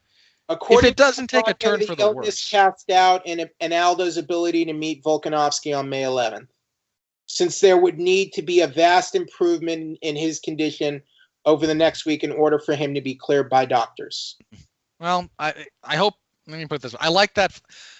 I'm torn on that fight because I like the fight on paper. I don't like that Aldo is probably knocking off the next best featherweight contender. Honestly, I think if that fight gets called off, I think it's good. I can live without it. I think I would not good if you're Volkanovski and you really wanted that fight. It might not be good. Oh, he was campaigning for that fight. He thinks he can win. I mean that I can understand, but I think I did not love the idea of making that matchup now. No, I think I was on the same page as you with that. I don't want Aldo I don't want Aldo's last 3 fights to be him knocking off the next generation of up and coming featherweight talent. That's a pretty rough statement for the division, unless you're Max Holloway. Hey, look, Aldo's still good. I mean, he's proven that since the losses to Holloway. He's still a very, very good fighter. Look, he just ran into the guy who's better than him in Holloway. It's the best he's looked in years. Yeah, and he's looked better as a non-champion than he did as a champion. He's been more exciting as non-champion than as champion. I stand by what I said. Fair enough. I don't take back a word. The UFC's debut in Rochester got its main event. When Aldo was champion, he was putting people to sleep. And by people to sleep, I mean the audience. Fight Night 151, again, the UFC's debut in Rochester, got its main event at welterweight. Rafael dos Anjos will fight Kevin Lee. So Kevin Lee's moving up. Yep. Good fight. Add 165, make welterweight 175. That's your salute. To me, that's your compromise. I would be okay with it. They need more champions. They need more belts. Guys at lightweight and welterweight need another option because it's just too much weight. Yeah, there's a lot of guys. I mean, again, Dos Anjos and Lee specifically would be, I think, near the top of the heap at 165. Pettis would probably benefit from that as well. Pettis, Masvidal, Connor, Cerrone. There's a lot of guys that would absolutely benefit from that. Charles Oliveira. Sorry, I just had to make the joke. It would probably give a bunch of guys like a whole new lease on their careers. Even. At least another chance. So anyway, Dos Anjos and Lee is your main event for that as of right now. Again, good fight. There's not a single good reason to do it at this point. If you would just welterweight, add 165, unless you're that slavish to the weight classes you have. Which they might be. Now look, haven't they changed weight classes before in the old days? Way back in the day, yes. But they haven't for a long time. All they've done is add a few here or there, but they haven't. The sport's going to have to change in some ways at some points, don't you think? Yes, I would absolutely believe so. Maybe the changes are cosmetic and minor, but they do change over time. Yep. Correct? Arguably, we should have a lot of rules that need to be changed. Still, we do. We do. We absolutely have rules that need to be adjusted. And I think didn't the athletic commissions aren't they okay with this idea? Because here's the thing: most athletic commissions have weight. Now, granted, I'm sure there are some idiotic fighters that, as you said, would try to go ahead with drastic weight cuts. There always are. That's not going to change. You're not going to fix weight cutting by adding more divisions. That will never be the solution. That Lee Dos Anjos fight, though, that's a tough fight. That is. Both guys are very, very talented grapplers. Dos Anjos has had a couple losses, but he's still Dos Anjos, and Lee didn't look great his last couple of fights, but he's also still Kevin Lee, and so Dos Anjos. Dos Anjos took Robbie Lawler apart once, so that blew me. Yeah, but I don't know. Two things about that kind of stick out to me as I rewatch that fight. One is how undersized Dos Anjos is, and credit to him for overcoming that, but he is small for the division. But wouldn't Lee would have the same thing if he's moving up, don't you think? Against the other welterweights, I think he's a little bit on the shorter side, but he's got a freakishly long wingspan. But against Dos Anjos, what do you think? I think he's bigger than Dos Anjos. It's a tough call. It is. It's a good fight in that respect. The rest of that card is still very much in flux, but I like it's a decent matchup though. That's a solid enough main event. It just seems to be another reason why you want to add the new division now. And look, Dana White many times has said he's not going to add these new divisions, and he does anyway. Yeah, we'll see. Women's flyweight and women's featherweight being two of them. Women's featherweight will be going away in the near future, but so you say. There's no reason to keep it around. It's going away, but it's around now, and he still added it when he said they were never going to do it. Yeah. So. Yeah. I don't know why they are consistently resistant to, some weight class in between lightweight and welterweight, because it makes sense in a lot of ways, but. I believe they announced Smith versus Gustafsson as the main event for Fight Night 152. That will be in Stockholm. That now it's official. It was now it's official, I guess. I don't know. I've seen some conflicting things about that, so I don't. Again, that's still what they wanted. It's a sensible matchup if they make it. I know Corey Anderson was complaining about that. Have a watchable fight, Corey. Then we can talk. 238 still does not have a main event, but it did add Tai Tuivasa versus Blagoy Ivanov to the card. That could be fun. No. Maybe not a great technical fight, but it could be a fun fight. I hope it ends quickly. Put it like that. For the record, fight ends quickly. For the record, that card also has Valentina Shevchenko versus Jessica Ai for Shevchenko's flyweight title. But there is no I don't think that'll be the main event. We do not yet have an official main event, but 238's not until June, so there's a lot of moving pieces still as far as that goes. Dana White indicated the UFC is looking for Usman versus Colby Covington to be Usman's first title defense. Makes sense. I mean, Colby's the number one contender. Usman's the champion. Make the fight. I'm okay with it. I think there are some questions about each guy that fight will answer. So I'm curious to see how that will play out. UFC announced, I think they announced the location for Fight Night 153 will be in South Carolina. This will be their first visit to the state. A few fights have been announced, but those are bottom end of the card kind of fights. So we're still waiting on, the main card kind of to be announced, but we have a location and a date. That will be June 22nd. And I think that's it as far as major fight announcements over the last week. They're fleshing out their the return to Russia. We know Volkov versus Overeem is the main event. They've put together the majority of that card that they're still just kind of finalizing a few things on. So there's that, and I think that's it as far as, again, major fight announcements. So was there anything else in the news we wanted to touch on? CM Punk is still training MMA, according to Anthony Pettis. It's a good way to stay in shape. I don't mean that sarcastically either. I mean, I don't expect CM Punk to ever fight again, but if you like training, go for it. It's still a good line nonetheless. Frank Shamrock was apparently under investigation for leaving his dog behind, I think, at an airport or something. Nuts to you, Frank. That's a dirt.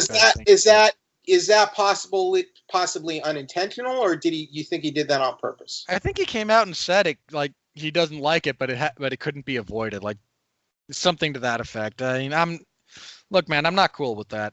If you have a pet and you lose the ability to take care of it, find someone else to take it. Don't abandon it. That's their responsibility, right? Yeah. So, yeah, not cool, Frank. Not cool. But yeah, again, we had a few big items, but not a whole lot of individual news. Just some pretty major things that came out over the last week. So if that's everything, let's get into plugs. Here's one more thing. Okay. Michael Bisping. Oh yeah, I talked about that last week, but by all means, give your thoughts. Is it wrong that I think Bisping is deserving of a Hall of Fame slot? I think it's probably deserved, all things considered. He's still Britain's first and only UFC champion. He practically built the sport in England. Don't you agree? I would agree that he was the most popular figure. I would also agree that he was the key figure that allowed the UFC to run there successfully. He was the face of British MMA. Don't you agree? Yeah, that I'd agree with, I think. And he pretty much opened up the sport. He pretty much opened up the sport. He opened up the region for the UFC, but MMA had already existed in the UK. Yes, but he made it. He really made it take off, and I don't think that's opinion to say that. Don't you agree? No, again, he's absolutely a very key component in that success. Now, I guess George St. Pierre. What's the record for most wins in the UFC? Is it GSP now? I think he and Bisping are tied, but I could be mistaken. But I think he was the first to break the record. He's probably a few other minor records, but I think he and GSP are like at the top of that division. It's right. At the top of that record. It's a big market of success. I mean that counts for something, right? So yeah. I think he's deserving. I think he's deserving in the spot. Maybe not. Maybe not. I think just winning the title and becoming Britain's first UFC champion counts for something. Had a very long and successful career. Yeah. I mean, arguably he had success even without being champion, but he finally put the cap on his career by winning the title. That had eluded him his entire career up to that point. So I think it was I support the decision. I think now look, is Bisping the best fighter of all time? No. Is he my favorite fighter? No, but I think he deserves the spot. I think he was a standout fighter, athlete, and he pretty much built the sport in England for the UFC. All right. On that note, let's go ahead and get into plugs because you've been off for a few weeks, and I know you have stuff you wanted. You already mentioned your interview with, Vince Russo. Sorry, my mind blanked there for a minute. But again, it's been a few weeks, so what do you got to plug? Well, I want you to check out that exclusive interview we have with Vince Russo. You can check out the audio now. The full interview and the audio will be available in the Wrestling Zone, I imagine, later tonight at midnight. And then over in Movies TV, check out my review of Made in Abyss, Journey's Dawn. It's getting a theatrical release this week. So hang on, what is that as far as that? How much of that is related to is that a standalone from the anime series, or is that compilation recap? It's the first of two compilation recap movies. If you're familiar with the anime series, it's the first of two compilation recaps, originally adapted from the manga of the same name. But I mean, obviously, new animation. Looks really good on the big screen. If you have the chance to see it, I would recommend it. If you like that story. Careful, that will break your heart in a couple of places, guys. Just heads up. Very well done. Made in Abyss it's surprising, despite how it looks, it's surprisingly very emotional and also very... there's some darkness. It's not cutesy. It's surprisingly dark and intense in places. And it really messes with your head. Also, my review of the Blu-ray of Spider-Man Into the Spider-Verse. Still not my favorite Spider-Man movie, but a good Spider-Man movie nonetheless.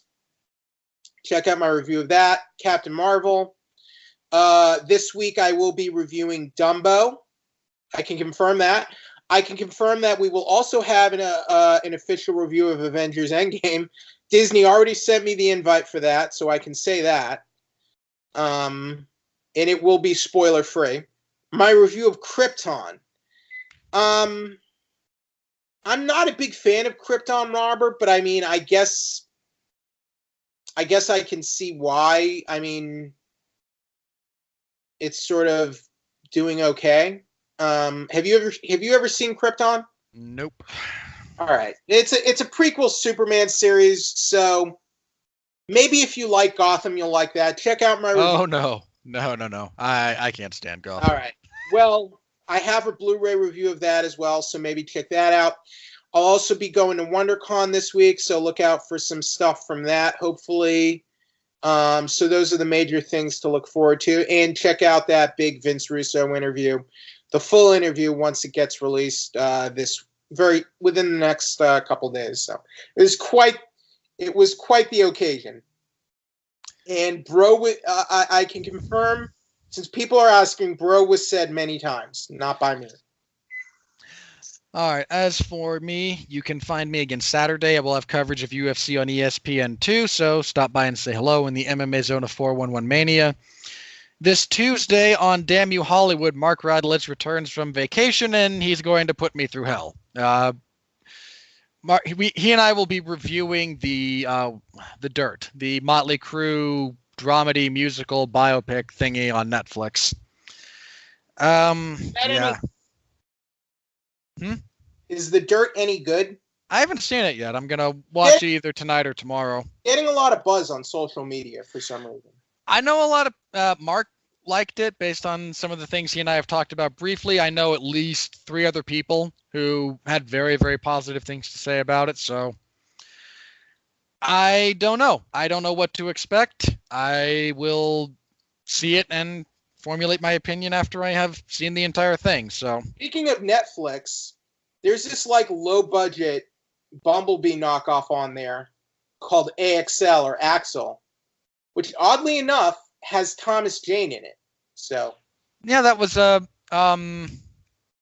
released in theaters, I think, last year. was it 2 years ago? Theaters? Yeah. I remember that. It's like I want to say I might be confusing it with something else, but I'm pretty sure that actually got like a theatrical release briefly. I could be, again, there's every possibility I'm confusing this property with something else that has a similar look and similar like 3-letter title, but oh, and I think you're right. I think it actually was released in theaters. yeah, that's like the dog. It's a military weapon that breaks out and the dirt bike kid finds it. This one, I totally missed this in theaters, but and no, you dodged it. That's not a miss. That's well, you avoided. I feel like I should have known a movie like this was in theaters, but I was like I like Thomas Jane, but man, his film career. He makes some odd choices. I feel the same way about Jake Gyllenhaal, like talented actor, but man, some of those choices. At least you've got Mysterio and Spider-Man to look forward to. Yeah, I'm not looking forward to that. Oh. Why not? Jake Gyllenhaal's involved. You like Jake Gyllenhaal. I respect his ability. But his name attached to a project has me more leery at this point than excited. Oh, okay, fair enough. All right. Again, if we're just talking about his acting ability, great actor, 100%. Chooses odd roles, and I'm also not personally that big of a Spider-Man fan in general. So why do you like Captain Marvel? The whole thing was just meh. Is it because she's a woman? I could not possibly care less. It's because she's a woman, isn't it? I, once again, could not possibly care less. So why didn't you like it? I thought it was badly edited, especially the action sequences. I thought the flow and narrative, such as it was a lot of... I dismissed so much of that movie after I saw it. What I thought about it, because I already reviewed it. It's not quite as memorable as better Marvel outings, I would say. A lot of it is just there. Like it exists. I wasn't all that into Brie Larson's performance. I don't know if that's her or the writing or the direction or what combination thereof. But I didn't feel like she as a character had an arc. She's the same person basically from start to finish. You know what I did not like about the movie? What? The interpretation of the Skrulls. I can see that. It's a very...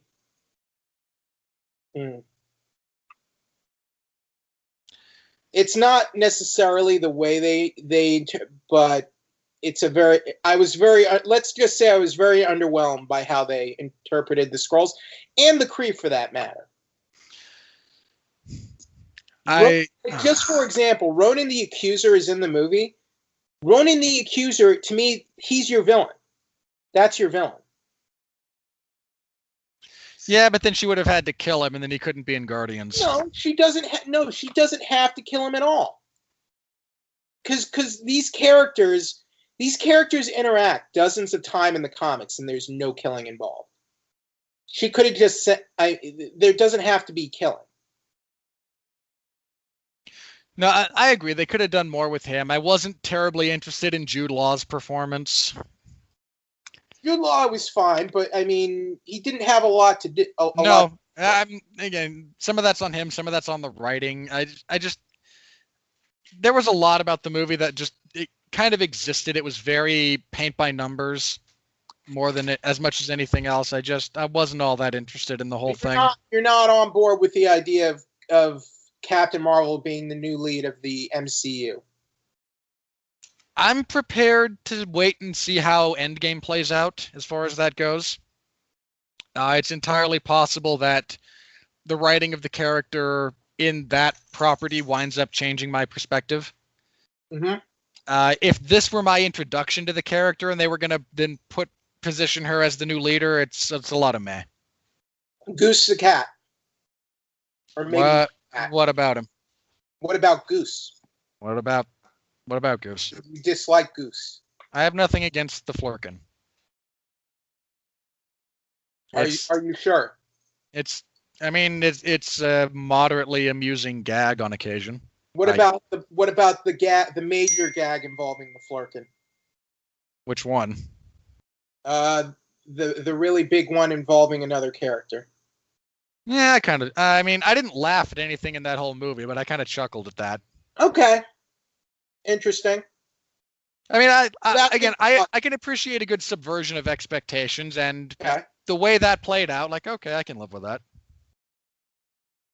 Like, it didn't really bother me, but I can see it annoyed a lot of people on Twitter. But then again, yeah, it's people Twitter is to me is the anus of the internet. So sorry, Twitter. Yeah, it's not. In fairness to Twitter, sorry, Twitter. It's not that bad because I've seen some dark corners of the internet, but Twitter is the dark. To me, Twitter is the darkest corner. It's not. It's really not. It is. You ever been on 4chan? Twitter is worse. Twitter is not worse than 4chan. Twitter has become worse. Yeah, no. Well, again, Twitter's got problems. I'm not gonna pretend that it doesn't, but again, there are. I think. Yeah, I know about 4chan. You know what? How I handle that? I just don't go to 4chan. Okay, it still exists. Twitter though is pervasive because everyone's on Twitter now. I mean, is Twitter like the most publicly accessible dark corner of the internet? Then yeah, I'd agree with that. I don't think it's the darkest. Okay, fair enough. Well, I appreciate the talk about this. So even though we're a podcast. Speaking of Captain Marvel, for those of you who haven't heard, again, Mark Radulich, myself, Alexis Haina, and David Wright got together to talk about it a few weeks ago. You can find that in the archives if you want my full thoughts on that. So by all means, check that out. That's going to be it for us. Thank you all very much for tuning in. Always appreciated. On behalf of Jeff, I'm Robert. Stay safe out there, and please continue to be well, be safe, and behave.